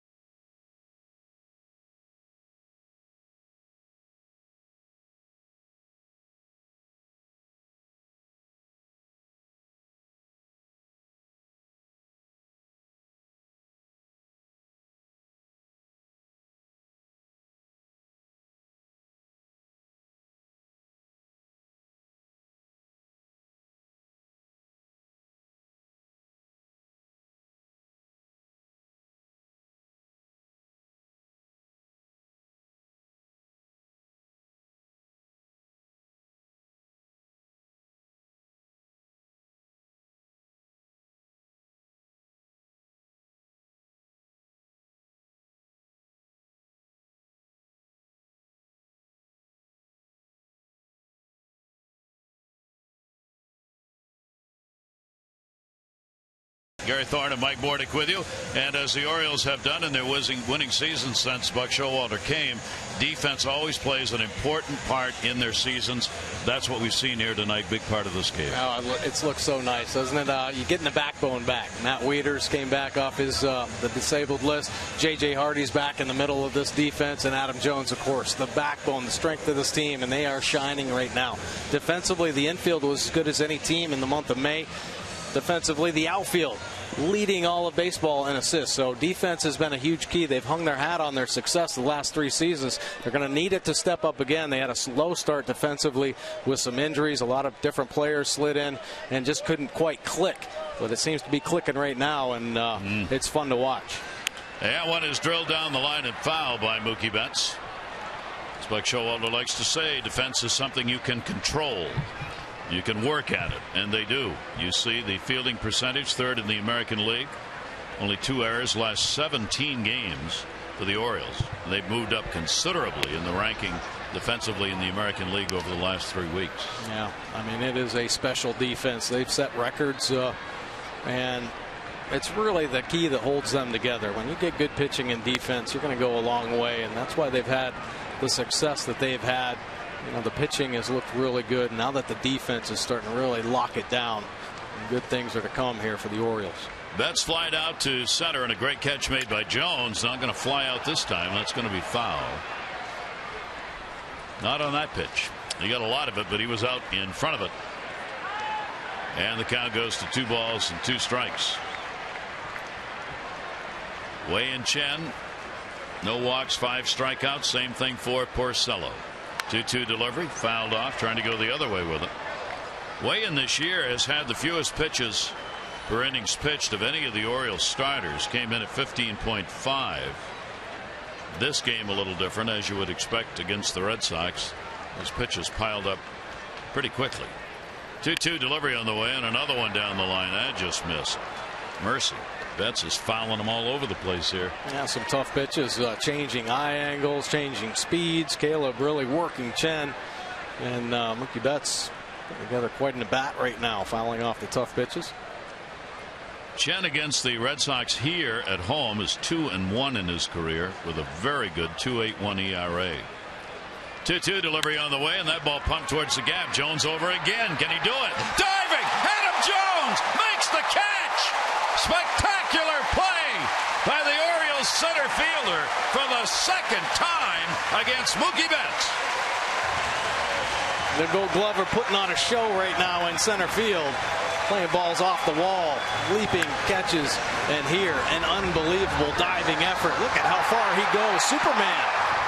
He is vertical and making an incredible play. The only thing he didn't do, and he was about to, was blow a bubble. Unbelievable catch from Adam Jones, and why he has been the Gold Glove center fielder in the American League. Mookie Betts going back. I'm done for the night. That's it. Take me out. I'm not going to get a hit. 2 great plays against Betts. Swire grounded out first time up. He'll pop that one back and out of play. Adam Jones has made 2 defensive plays that the timing has to be perfect. He's got to go a long way for both of these balls and come up with both of them. Unbelievable athlete, Adam Jones. That's why you have those long fingers on those outfielders' gloves. And then not only have you got to get there, you got to hang on to it when you're crashing, running into Mother Earth. Right. That's a big body hitting the ground. 2 ball, 1 strike count, 1 away. Chen is getting all the support you could ask for in this ball game defensively. Not that he isn't pitching well, he is, but for the defense, this ball game could look a whole lot different. 3-1. Castillo, number 9 hitter, waiting on deck. You talk about the outfield assists, and of course Wayne Kirby, the great outfield coach for the Orioles, but so much rides on Adam Jones. Everybody's game gets better with him out there, and he really makes that impact. He forces them to play good defense, and he does it by example. Dangerous walk. The Chen's per chance for giving up home runs. That brings a potential tying run to the plate. Castillo coming up. Here's the Castillo, strikeout victim. His first time up. Runner at first. He's had a home run, 4 RBIs. Only his 17th game with the Red Sox. He's only had 52 at bats since being called up from AAA. 1 down. Ground ball third. Manny Machado's got it. Flaherty's got to hurry. Knows it and gets it there. Oh, what a turn he made. He got dumped. And the defense just continues to shine in this ball game. Swire went into him hard, took him down. He still made the play after Jones had let it off, robbing Betts.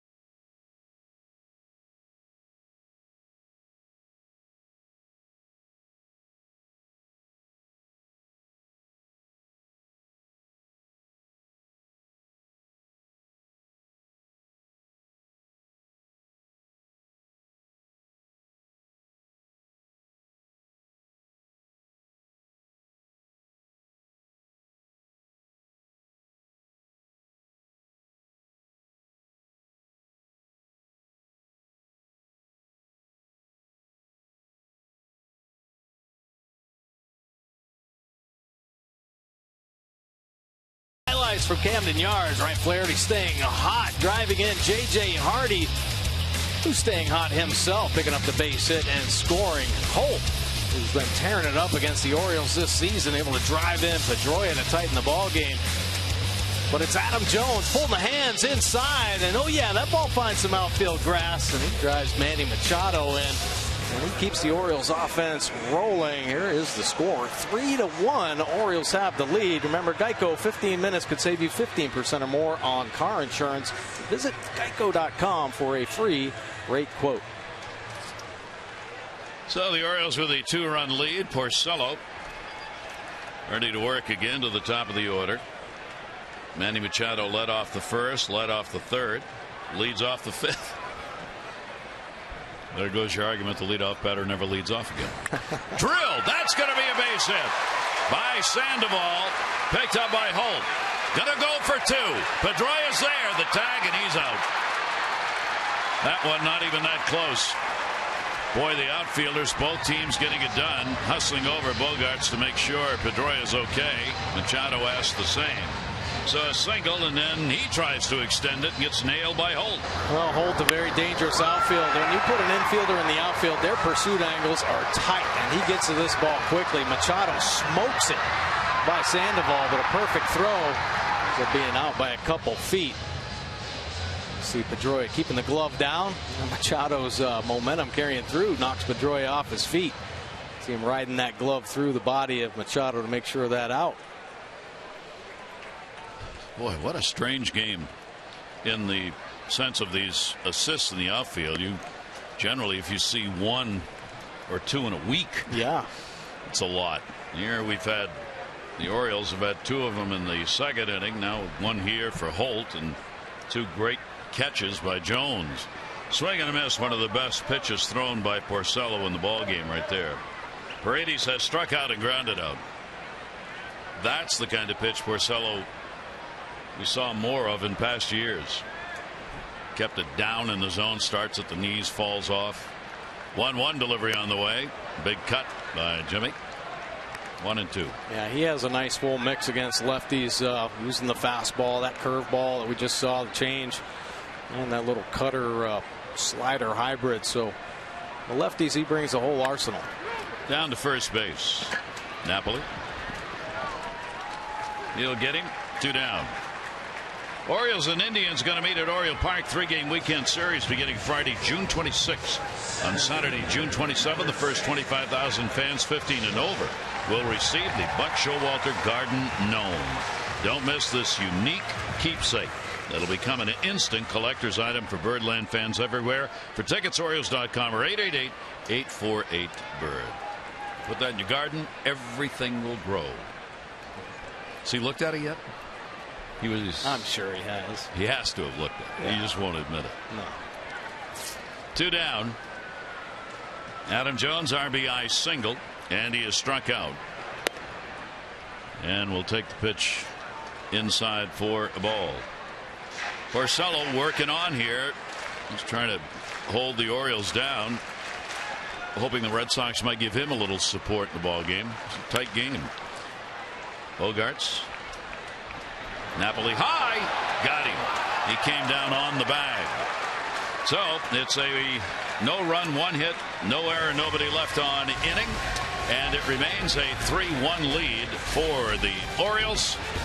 The good house here at Camden Yards.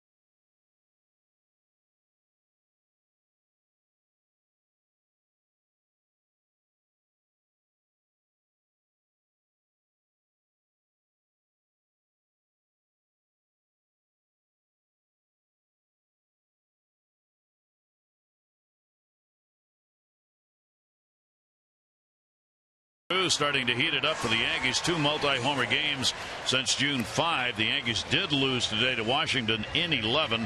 5-4 the final. The Blue Jays have now won 8 straight. They beat Miami 7-2 today. The 31-30 record this season. They finally get above 500, something they had not done for over a month and a half. It was smoke with a 2-for-4 for Toronto today. In Tampa Bay, more injuries. Jake Odorizzi, starter, 15-day DL oblique. Longoria had missed 2 games with a bad wrist, but he's back in the lineup tonight, and he has delivered a home run. And as we mentioned, the Yankees have lost their closer for a while. Andrew Miller has gone on the DL with a strain in his pitching arm. Pitch will be taken for a strike. Pedroia leading it off. Pretty interesting east winds there. I mentioned Drew with the home runs, but the very low batting average, under 200. And of course, the Blue Jays playing so well. Their offense has been incredible. Down the line, Young going over, and that will be a fair ball on his way to second base. Throw in, not in time. So Pedroia's got his second hit of the game. A leadoff double here in the 6th inning. Man, that is a cannon out there in right field. Delman Young, I mean, that looked like an easy double for Pedroia. But Delman Young lets one go. A laser from off the wall in right field makes it pretty darn close at second. Well, this was the situation with 2 down in the 3rd inning. Pedroia got on with a single, and Holt drove him home with a double. Now Pedroia gets a double, and Holt's back up. 1 for 2 in the game. Infield looking for a bunt at first and third. Back at second and short. Does not show bunt. Takes the strike. Tommy Hunter in the bullpen for the Orioles. That pitch count continues to climb here on Wei and Chen, even though we're in the 6th inning. And again, the Red Sox get the potential tying run to the plate, as they did in the 5th. Chen with the 0-1 delivery, and that ball is going to be a base hit into right. Pedroia got a late start. He's going to stay. Good throw by Young. Got it to the cutoff man, so the runner can't advance from first either. So they cover the corners. Nobody out. This copyrighted telecast presented by authority of the Orioles may not be reproduced or retransmitted in any form, and the accounts and descriptions of this game may not be disseminated without the express written consent of the Orioles. So top of the order for the Red Sox. Pedroia's 2 for 3. Holt's 2 for 3. And now Ramirez comes up. He's had a base hit. He's 1 for 4. And he gets the RBI chance. The Red Sox offense, which has been kind of inconsistent all year long, is starting to show more consistency since they moved Pedroia to the top of the lineup, and they're threatening again. So the Red Sox 1 for 2 in these situations tonight. First and third, nobody out. Throw over, and Holt back to the bag. Here are the numbers for the 2 ball clubs so far.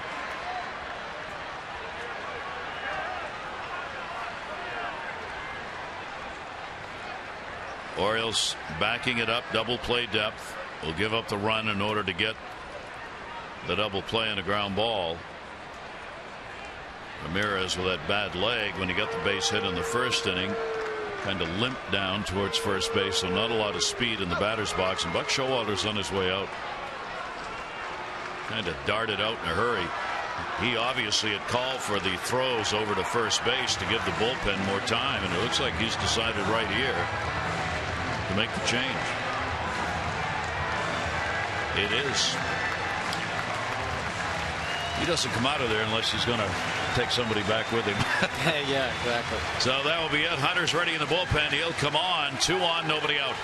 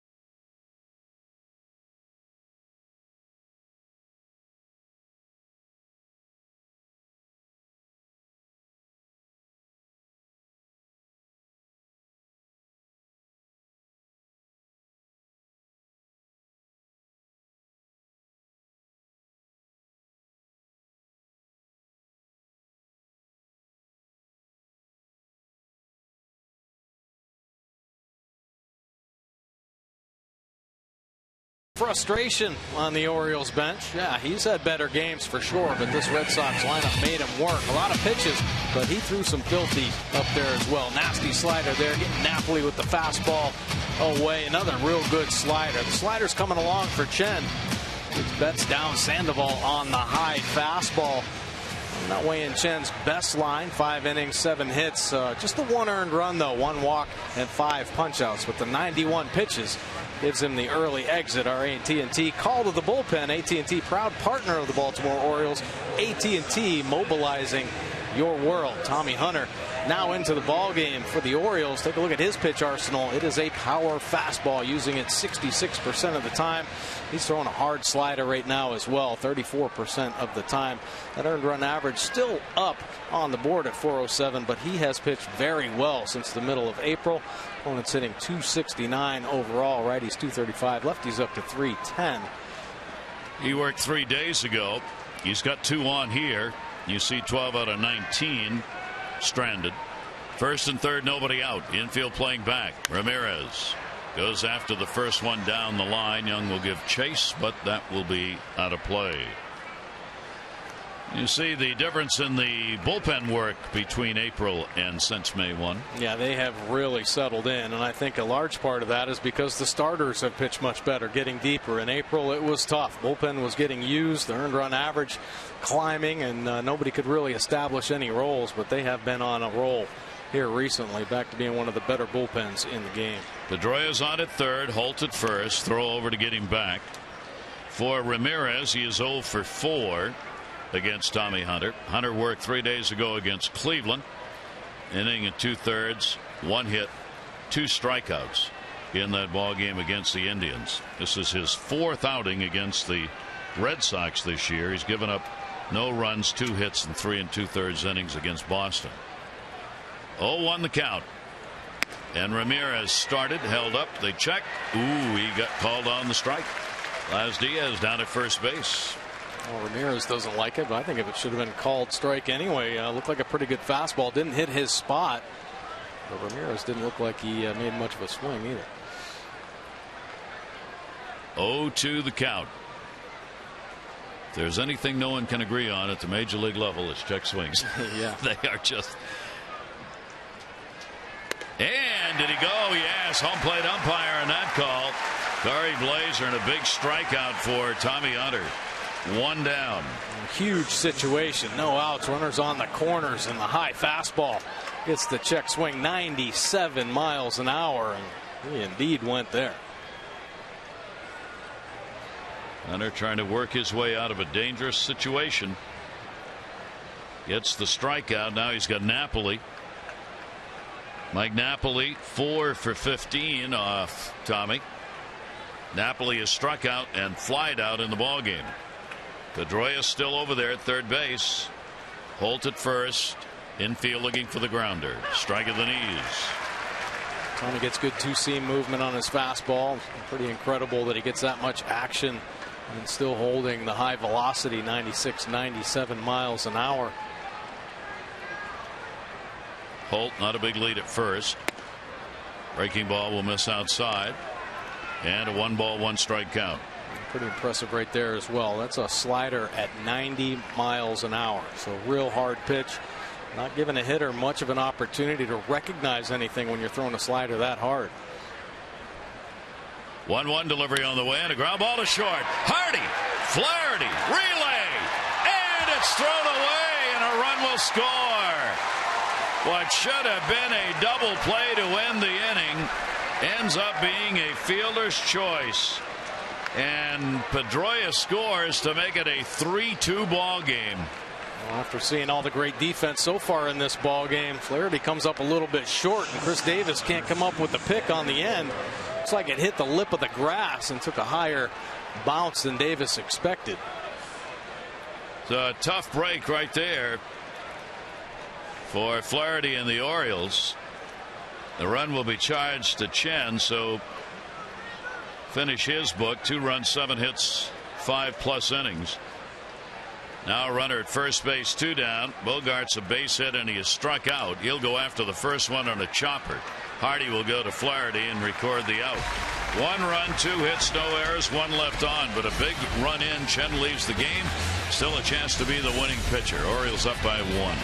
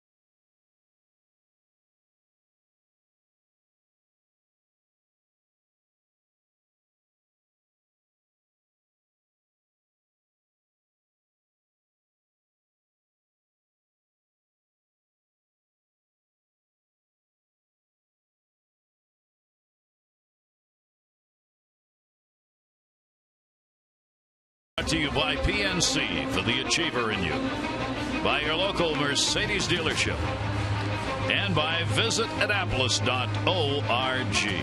Find the Chesapeake experience at visitannapolis.org. 3-2 ball game. Red Sox get a big run there on what probably shouldn't have scored, so the Orioles will try and get it back. Porcello, no walks, 5 strikeouts, works to Davis, Young, and Snyder due up. We're in the bottom half of the 6th inning. Each team 7 hits, each team 3 left on base. Davis has singled, flied out, 7 for 25 off Porcello, 3 home runs. Foul tipped into the mitt. As Corey Blazer, home plate umpire, for a strike. Orioles are 7th in the American League when leading off an inning. They're .260 batting average for batters leading off an inning, in the middle of the pack in the American League. Pitch taken up high. 1 ball, 1 strike count.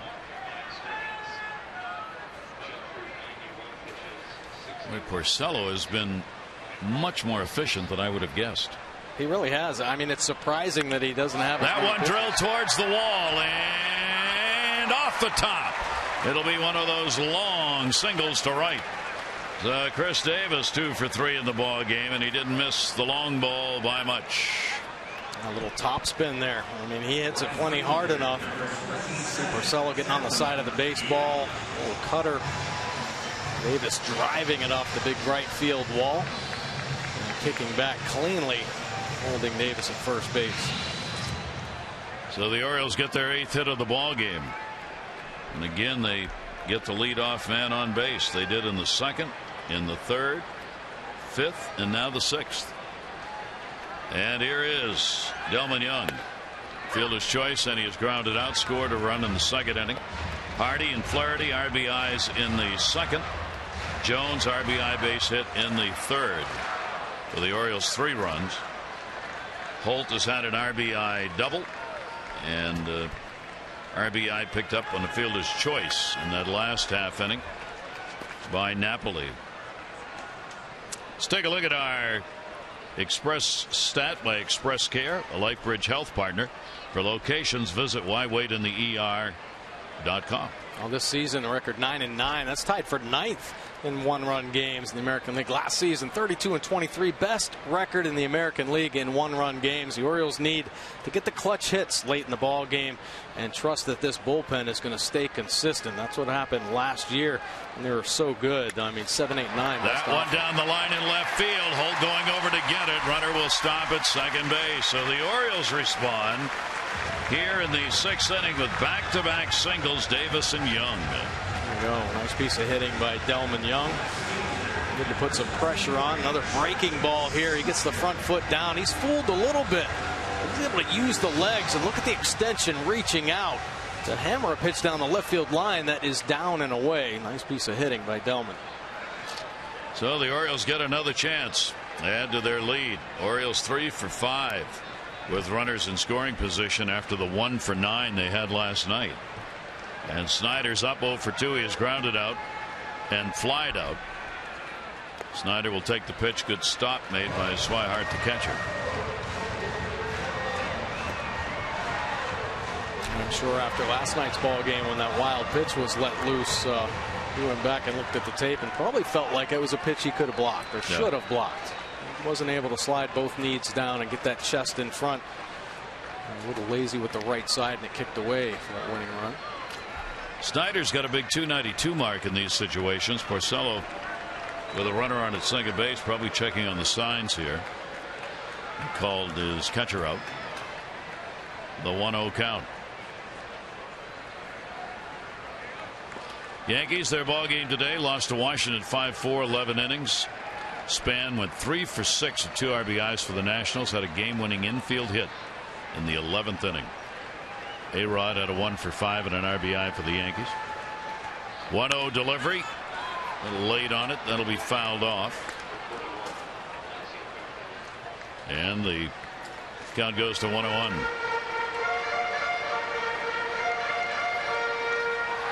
Porcello really working, though. Starting to mix up a lot of pitches. A little change up right there. Going to the breaking ball. Alexi Ogando warming up out in the Red Sox bullpen. Hard to believe only 74 pitches thrown by Porcello. 1-1 delivery on the way. Snyder takes it, and it will just miss. Porcello, he's been around that 100 mark on average in games he's pitched. 101 that last outing in 8 innings against Minnesota. 2 ball, 1 strike count. Davis, Young the leads. That's going to be a base hit into center field. Betts. Bobby Dickerson waving around Davis. He'll score. Young goes to third. The Orioles get that run back, and it's 4-2. A good piece of hitting right there. Orioles offense starting to come alive. Snyder taking it back through the middle. Picking up the big RBI. Another changeup. It's fading away, but he stays on it. Look at him reaching out there, and one-hands it back through the middle. Slapping it through. Davis able to score easily when that hamstring stays intact. Taking it easy. 13 RBIs on the season for Snyder. The pitching coach, Carl Willis, goes out to the mound. Snyder happy down there at first, delivering the base hit. A 1 for 3 for him in the ball game. Lane has now joined Ogando in the bullpen. Lane hasn't had much time to warm up, though. You got Hardy and then Flaherty, the left-handed bat. Porcello will stay in here as the Orioles have had 3 consecutive singles in the 6th inning. First and third, nobody out. Well, it still kind of surprises me. Take a look at the pitches by inning, and then really only one there, the 2nd inning, where they were able to get to him for 2 runs, and he got up to 20, but very efficient. It surprised me, these type of situations, that he hasn't stayed with that sinker. It seems like it's been a pretty good pitch, but a couple change-ups have been hit, and curveballs as well. J.J. Hardy another chance. Hardy an RBI double and scored in the 2nd inning, and he is grounded out. Hardy is now 9 for 22 off Porcello. Young at third. Snyder at first. Nobody out. Infield a double play depth. Go up the run here if they can get the ground ball and get out of the inning. The Orioles have hit the double-digit mark. 10 hits in the ball game, as they've done that against Porcello, double-digit wise. 2 of the 3 starts he's made against him. 12 hits against him in the first start, and now 10 here in the 3rd he's made this year against the Orioles. The Orioles offense, pretty nice game plan. It seems like when they get things clicking, of course, bottom of the lineup certainly helps out, but A lot of balls hit back up the middle and the other way. I think that's a nice sign for this team. There are times when they can get pull happy. It is a powerhouse team, and so many of these guys in the lineup have hit home runs and have the ability to.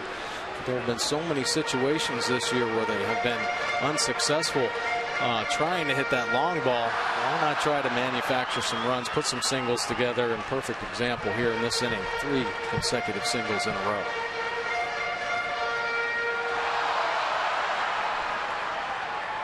Hardy looking for his second RBI of the ball game. He can get a base hit here. 7 on the year for him. JJ will take the pitch, and that's going to be outside. So Porcello being very careful here, and the count goes to 2-1. Big run. The Orioles answer that run that scored on the fielder's choice for Boston in the top half. In the air to right. That'll get a run in. Castillo going over to get it. Young is tagging up. He'll take off. Throw will come into second base. Sac fly RBI for J.J. Hardy.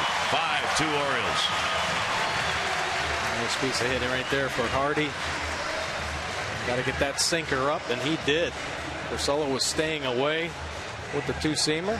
The last one on the inner third. He does the job. So that's going to be it. John Farrell makes his way out. Porcello's going to come out of the ball game, and he only works 5 1/3 innings. So both starters not going very deep in this ball game, and the Orioles have the 5-2 lead.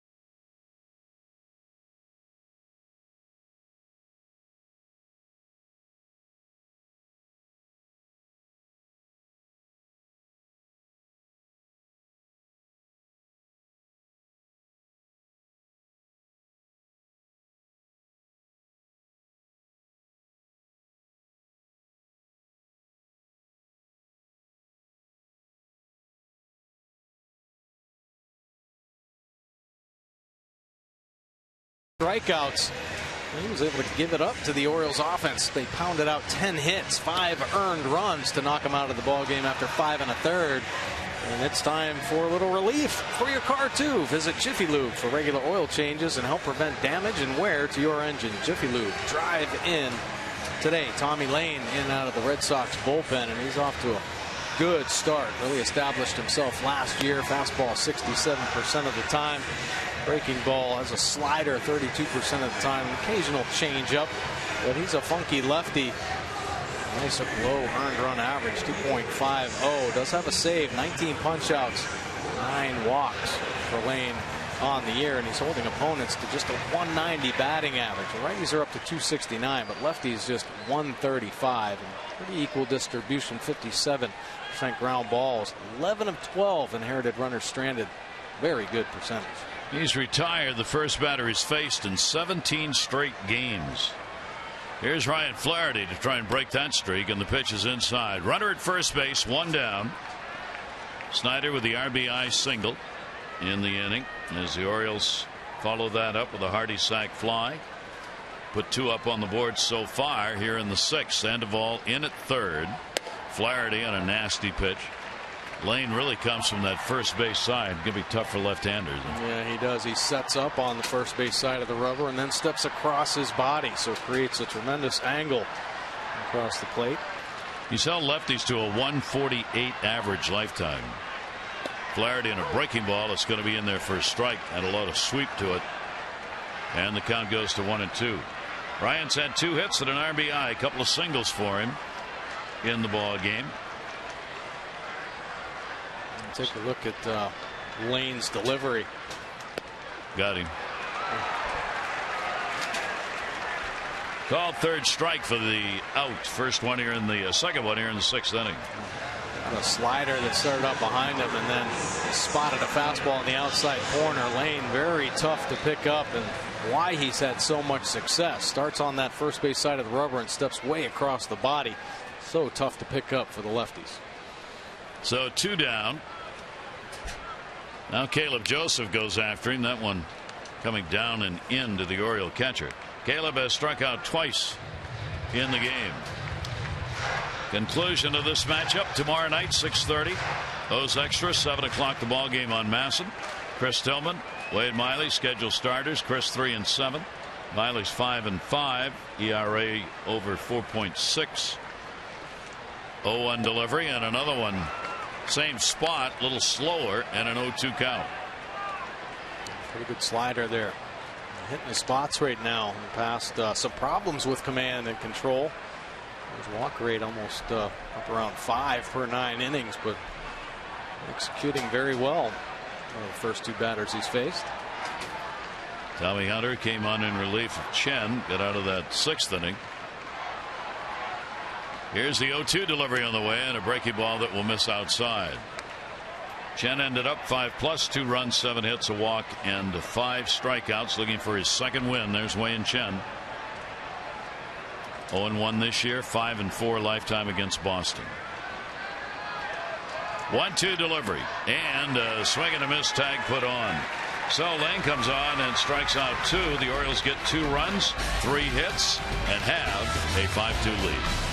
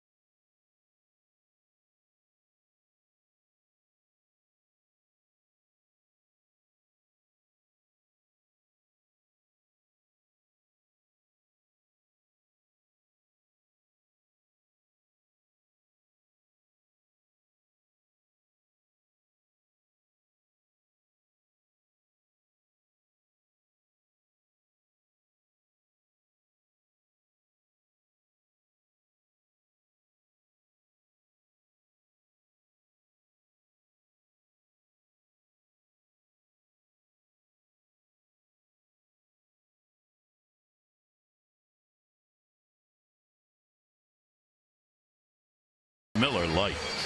Adam Jones flashing the leather, robbing another one from Mookie Betts. This is in the gap. No, it's not. Adam Jones playing Superman. A beautiful diving play. Unbelievable athletic play there. The timing, and then has to basically catch the ball behind him, make an adjustment in mid-flight. Gold Glove center fielder putting on a show in this ball game. Orioles defense has made the difference. 2nd inning. With the 5-2 Orioles lead, out hitting the Red Sox 10-7. Tommy Hunter will stay on the mound. Came on to get the outs in the 6th. He will face Sandoval, Betts, Swihart, the catcher. Sandoval has singled and has struck out. And the pitch will be inside. 2nd inning, Bogarts led off with a single, tried to stretch it. Jones threw him out at 2nd. Sandoval came up next, single, tried to stretch it. Snyder threw him out at 2nd from left field. Betts then hit that ball that you saw Adam Jones catch He's done that twice on bets in the game. And the defense just superlative here in this ball game. And one of the big reasons why Adam Jones is such a good center fielder is he plays it like a shortstop. He gets his feet going, keeps him active, so there isn't a hesitation when he makes a break on a baseball. Sandoval will be retired by Hardy, 7th inning and 1 down. Well, from time to time in our Major League Notebook, we turn to the minor leagues and some of our favorite names. Go Nats, go! Savannah Sand Gnats, they're called. They're the single-A team of the New York Mets. It was written on Georgia Public Broadcasting. For many people, baseball is as much a part of summer in Savannah as the vicious biting insects that give the local team, the Sand Gnats, its name. I love it. Eat 'em up, go Nats, go! That's the fight song? I don't know. I just made that up. Well, it sounds good to me. I thought it sounded good. The Nats. I like that. 1 down, and the pitch will be taken for a strike. Betts wants to hit the ball anywhere but center field. 0 for 2. In any other ball game, he would be 2 for 2. That ball in the air to left. Snyder. He's got it. And there are 2 down. Tomorrow, Orioles catcher Caleb Joseph will be signing autographs and meeting fans 11 a.m. until noon at the official Orioles team store in the York Galleria. Don't miss your chance to meet Caleb. Browse the latest official Orioles gear. Tomorrow, 11 a.m. till noon, officials Orioles team store in the York Galleria. For more information on the Orioles calendar, go to visitorioles.reach.com. Caleb will be there. And you can ask him to pick a winner in the Stanley Cup Finals. Blake's fired up, and the pitch will be taken for a ball. 2 down, nobody on. Switch hitter is grounded out and drawn a walk in the ball game. Tommy Hunter looking for the 1-2-3 inning here in the 7th. Pitch will be away. Trying to get that 2-seamer over. Working it in and out, but losing that outside corner, falling behind here. Swihart already showing the good eye, the patience at the plate. 2-0 count. And that is going to be their first strike. Red Sox will be patient. They need base runners, down by 3.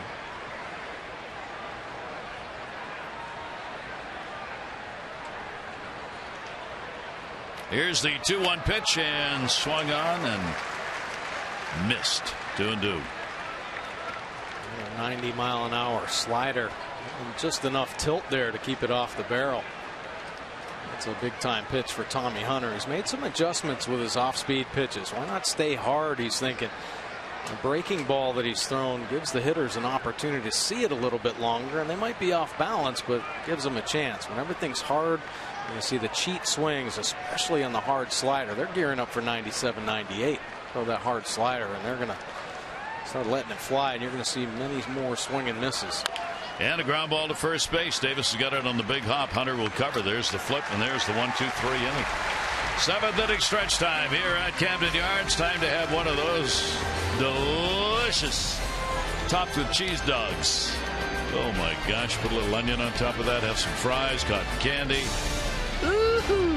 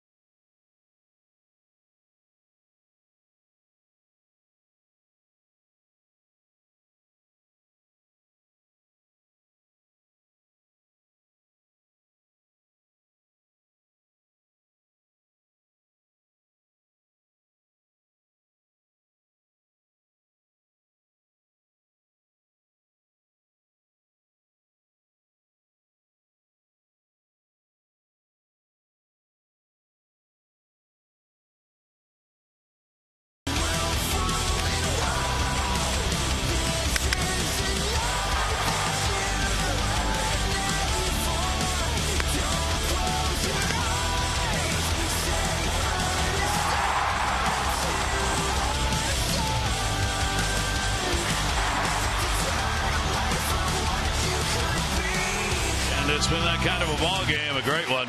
7th inning stretch time. The Orioles trying to make it 2 in a row over the Red Sox. They've got the 5-2 lead, and it has been a tale of 2 games.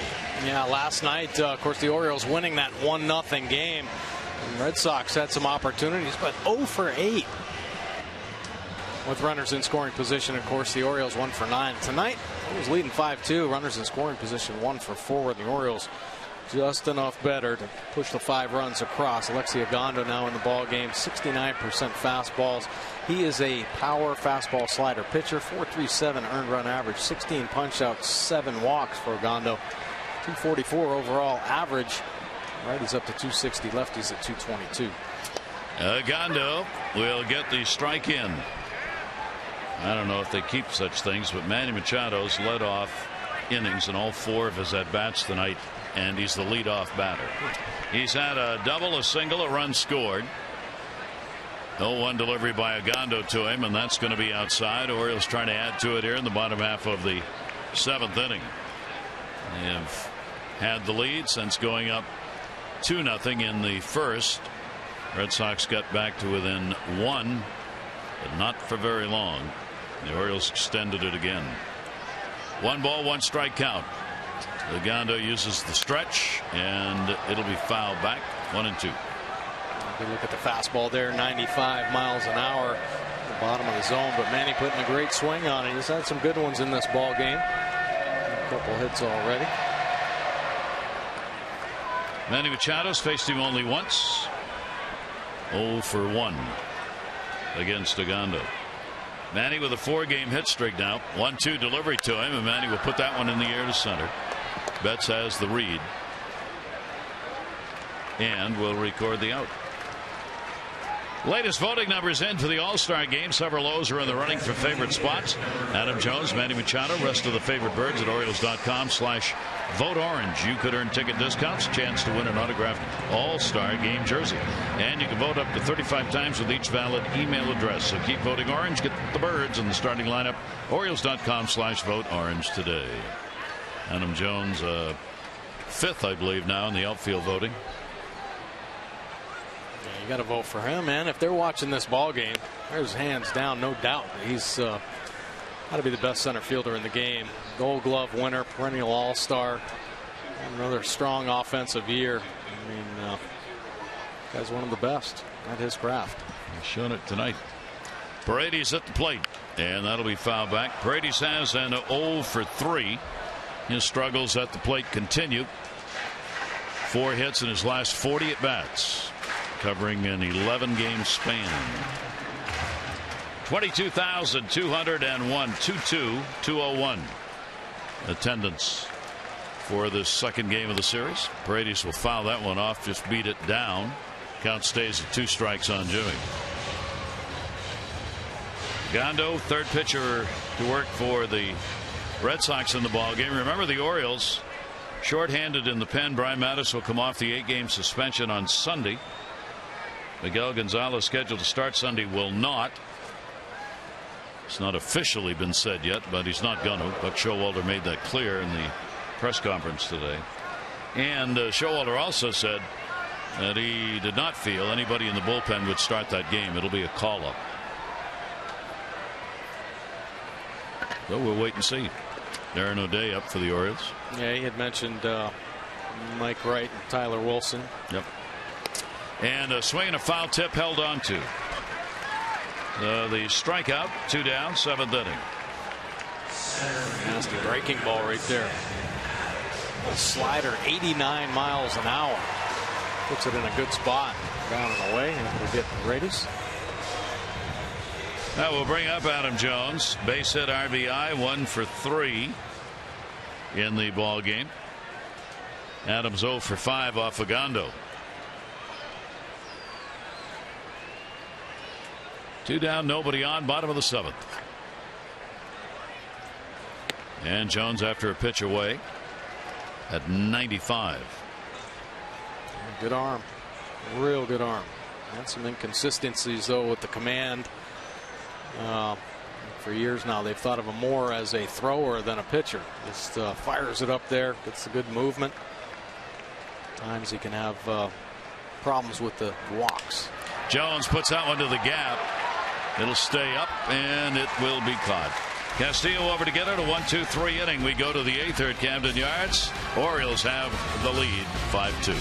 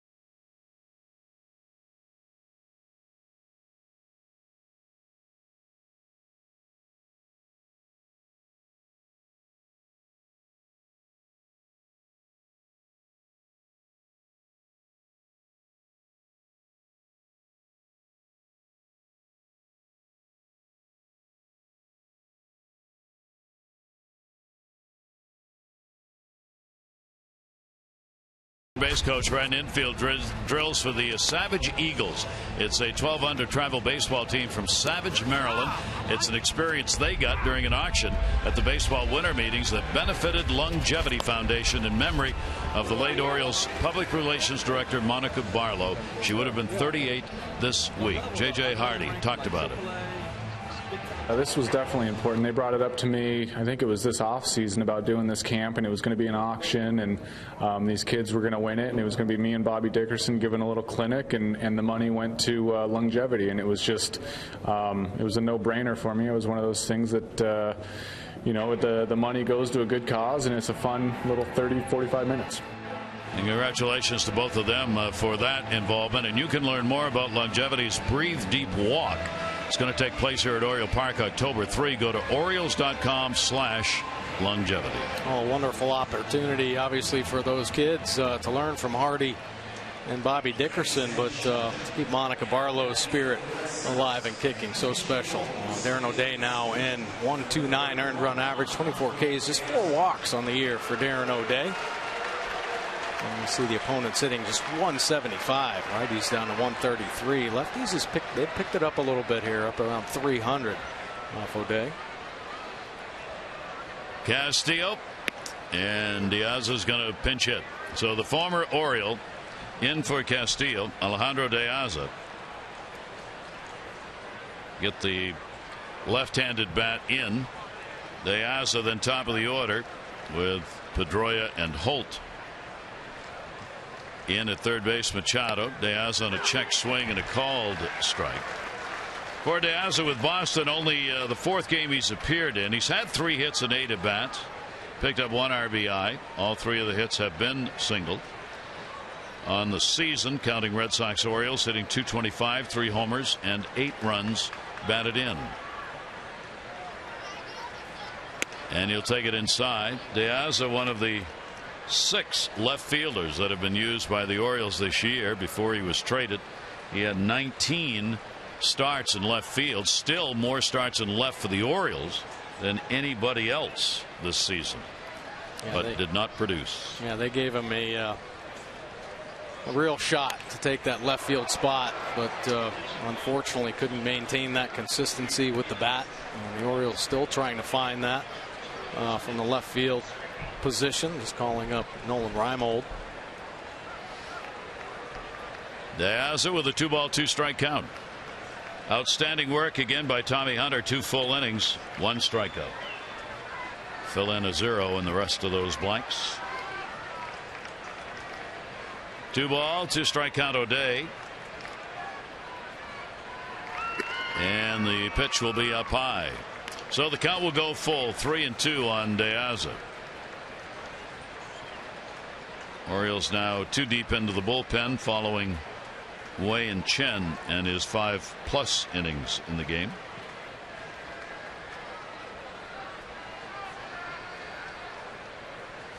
O'Day with a 3-2 delivery and a ground ball into the shift. That's Hardy. 1 away in the 8th. Join us again tomorrow. More Orioles action. Game 3. Chris Tillman takes the mound against Wade Miley. Our coverage on Masson. 6:30. O's Extra presented by Southwest. Game coverage at 7. All the access you need right here on Masson. Take a look at tomorrow's starters. Wade Miley starting to pitch very well for the Red Sox. That earned run average coming down, but he has had some struggles against the Orioles in 2 starts against the O's. 9.64 earned run average. And Tillman, nice outing in his last start. Picked up the win against Cleveland, going 6 1/3. So hopefully Tillman starts to find that consistency. Pedroia's had yet another big night. The hot bat, 2 for 3, a double, a single, 2 runs scored. And he has popped out. O'Day with 1 down and a 1 strike count. Pedroia 5 for 18 off O'Day. 0-1 delivery to him. Takes that one up high. Holt waiting on deck.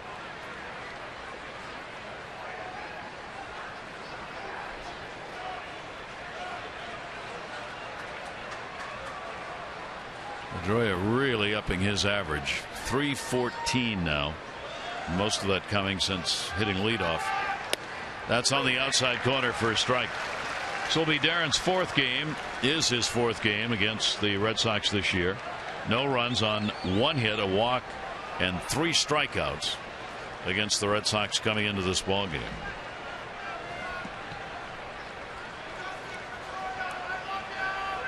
One and 2 the count. And Pedroia swings that one away. 2 down. There you go. The rising fastball from Darren O'Day. A couple different weapons. Of course, the sinker, the slider. But he has the great ability to elevate the fastball to the top of the zone. A little extra life up there. No sink. Just stays true at the top, and he's able to get Pedroia.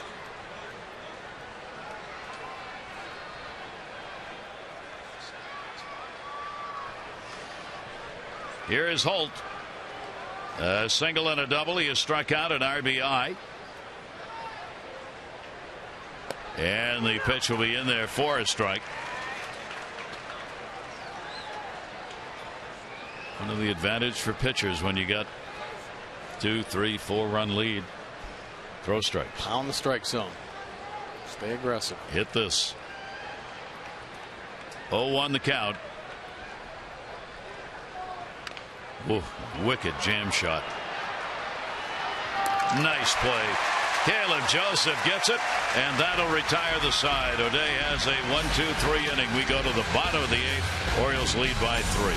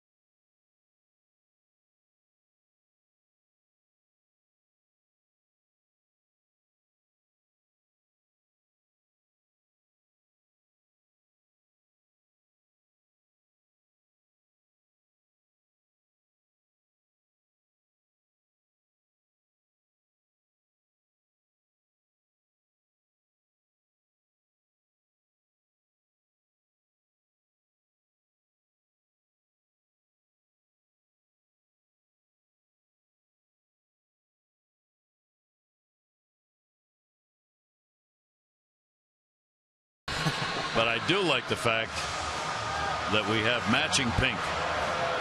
The pacifier and the bow are the same color. She is on her way to fashion style. Proud dad right there. What a great shot. Diaz is going to stay in the ball game. He'll be in right field. Came on as the pinch hitter. So the Orioles bat here in the bottom half of the 8th inning. A much more comfortable game to this point than last night's was, for sure, for the Orioles. Chris Davis will lead it off. A couple of singles, a run scored, 2 for 3. One of those singles, of course, the bunt single really ignited that second inning. Laid one down. The Red Sox had nobody over there to handle it. Davis would score. Young would score. RBIs in that inning by Snyder and Hardy. Ogando on, retired the side in order in the 7th. Lane went 2/3 of an inning and had 2 strikeouts. Pitch will be away. Porcello, the pitcher of record, starter, 5 1/3, 5 runs, 10 hits, no walks, 5 strikeouts. John Farrell's club had won 3 straight until last night. Now the Orioles looking for a couple of wins in a row over Boston. 1-1 delivery on a check swing, missed. 2-1. Yeah, it was nice matchup coming in. Both teams playing very good baseball. It seems like the Orioles or the Red Sox, something was going to give, and it's nice to see the Orioles kind of gaining a little bit of momentum. Nasty pitch. 2-2. Chris shaking his head on that one. Yeah, I mean, man, that's unhittable. 88 miles an hour, taken off under the hands.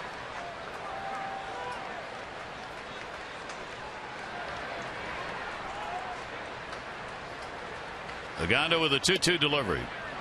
Red Sox have not employed the big shift on Chris Davis here in the first 2 games, sometimes because of the situation where runners were on, but here with nobody on, they still haven't gone into that full shift, recognizing he's taking the ball the other way and up the middle more often. 3-2 delivery and he's on. So the Orioles get a leadoff walk here in the 8th. That is the first walk the Orioles have drawn in the game. It was a good one, too. I mean, Ogando gets him to swing at the slider, and then he says, well, I'm going to try him twice more, and Davis doesn't flinch. Nice at bat. Good taking. A couple tough pitches. Only had 2 walks total, 1 for each team. So Delman Young gets another shot. He's 1 for 3. He has scored 2 runs. He reached on a fielder's choice and a single. Up the middle this time. Bogart's over. Pedroia relay to first. And they get the double play. And our drive of the game brought to you by Lexus at Towson, the area's #1 volume Lexus dealer, 5 years running. See why. LexusAtTowson.com. Yeah, didn't knock the cover off the baseball, but found the outfield grass to score Manny Machado, and that is the run that makes number 3, puts them ahead. But Adam Jones, more than just the hit, I mean, incredible defense. He has been a game changer. So 2 away, bases empty. Ogando works against Snyder. Travis has had an RBI base hit. He is 1 for 3 in the ball game. Orioles 5 runs, 10 hits, no errors, 2-7-0 for the Red Sox. Chen a chance to win his 2nd. The Orioles maintain this lead. That'll be taken down low.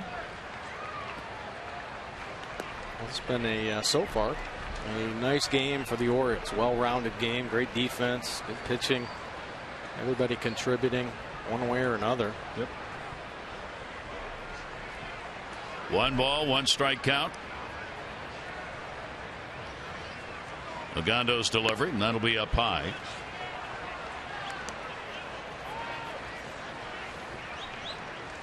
No warm-up action in bullpen. It's a save situation. So Britton not up. O'Day may get a chance for his 2nd save. There's Zach. Here's the 2-1 delivery by Ogando, and that's away. So a 3 ball, 1 strike count. Well, You hear Buck Showalter talk all the time about not putting his pitchers in harm's way. This is one of those situations. I'm sure Zach Britton could take the hill, and he'd give Buck everything he had, but there's a risk of injury through over 20 pitches in last night's ball game to get the 5 outs. Yep. So there's another walk. So 2 of them by Ogando here in the 8th inning. That will keep the inning alive. J.J. Hardy will be coming up. David Lowe will come on to run at first base. And will stay in the ball game, I'm sure, and play left. So Lowe running. Ogando works to Hardy, RBI double, sac fly RBI, and he is grounded out. So J.J. Hardy with a 2 RBI ball game for the Orioles.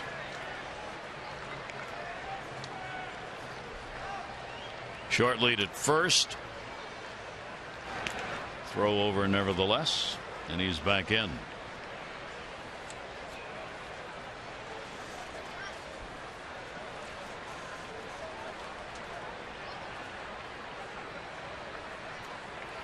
JJ's first multi-RBI game. And the pitch is striking the outside corner.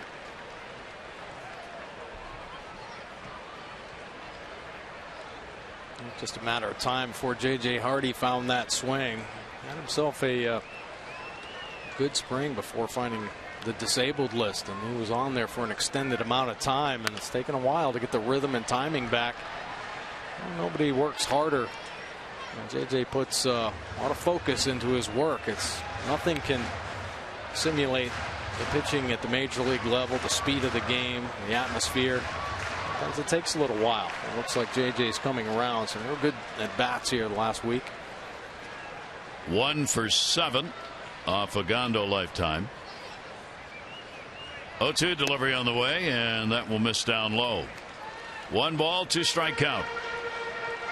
Red Sox have struggled on the road this year. They're 12-18 coming into this ball game in road games, and facing their 19th loss on the road, while the Orioles have made hay at home, looking for the 17th win against 12 losses.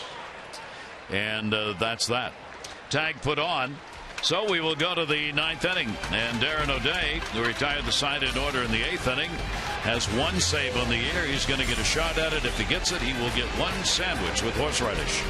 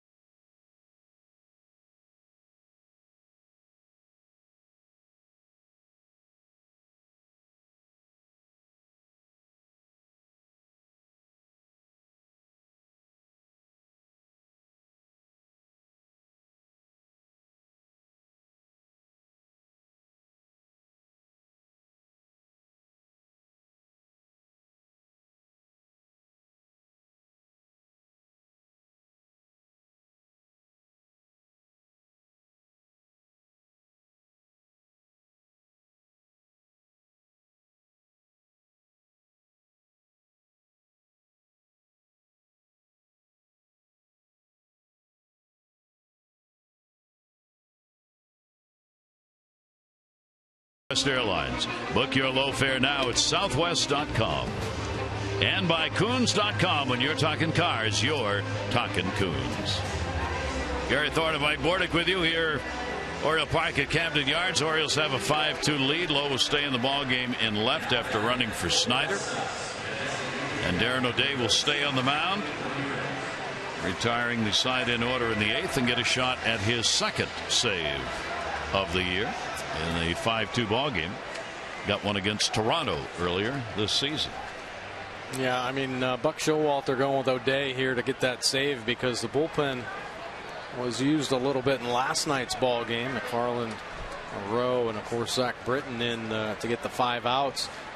It was Miguel Gonzalez the early exit, and they were hoping Chen could get a little bit deeper, but they pitched well. The pitch count got elevated, so he had to make an early exit as well. So Ramirez will lead it off. Ramirez, Napoli, and Bogaerts due up here against O'Day. Ramirez 1 for 3, a home run, lifetime off to Aaron. He's had a base hit, 1 for 3 in the ballgame. He's their DH tonight with Ortiz sitting. And the pitch is there for a strike, 1-1.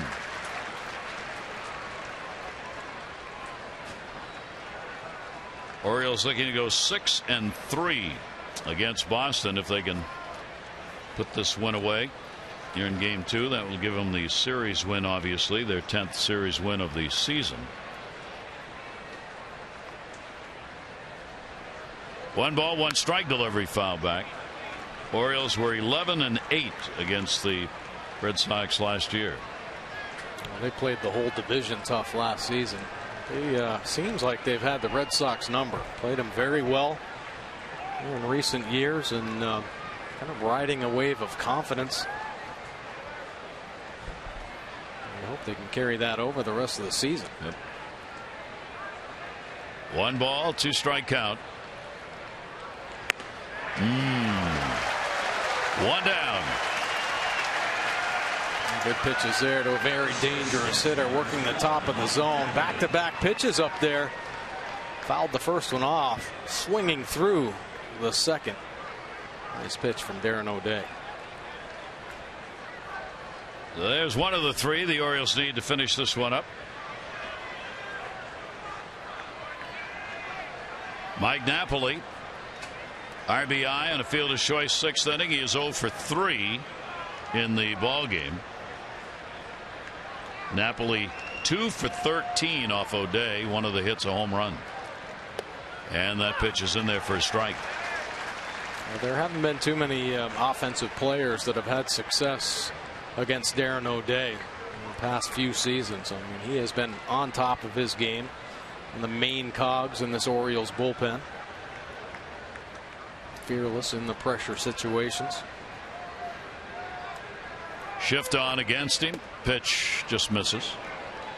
Darren's trying to work 2 innings of relief for the first time this year in his chance to pick up this save. So Buck Showalter has extended Zach Britton 4 times to go beyond just the 3 outs to get a save, and now O'Day will try and extend it to 2 innings for the first time. 1 ball, 1 strike count. Napoli, that one will be inside and low. Again, we've had a ball game without a home run and no home runs in the ball game last night. The only run scoring on the wild pitch. That is not common here. This could be just the 4th game here this season without a home run by either team. Wow. And a swing and a miss came back on the outside corner, kept it down 2-2. Good pitch right there from Darren O'Day. He's liking that fastball. Napoli thought he liked it until he heard the sound of Caleb Joseph's glove. 2 ball, 2 strike count. Bogaerts waiting on deck. And he gets him with a strikeout. 2 down in the 9th. Boy, big pitch. If he gets hitters swinging at that elevated fastball, he's going to continue to stay aggressive there. And sure enough, Caleb Joseph continues to put that finger down. Ramirez getting back-to-back high fastballs. Napoli the same way. Both go down swinging. Both strikeouts. 1 out away from the W.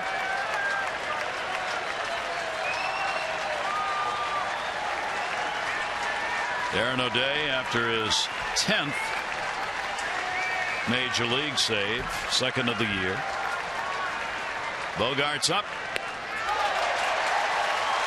The base hit, struck out, fielder's choice. Looking to make Chen a winner. He would be 2-4. 1-1 against Boston this year. Porcello could lose it. He would be 4-6 and 0-2 against the Orioles this year. O'Day's delivery. And they're up at Camden Yards.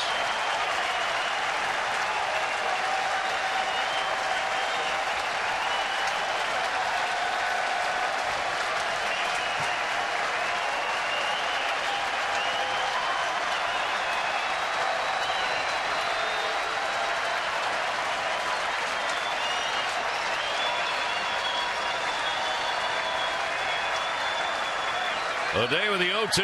He struck him out. And the ball game is over. And the Orioles have taken the first two in this 3-game set as they beat the Red Sox in this one 5-2. Just a great ball game to watch with some magnificent defensive play. Yeah, it was a lot of fun to watch. Great offense, great defense, and another big win for the O's. 5-10-0 for the Orioles, 2-7-0 for Boston. Back with an Oriole in just a minute.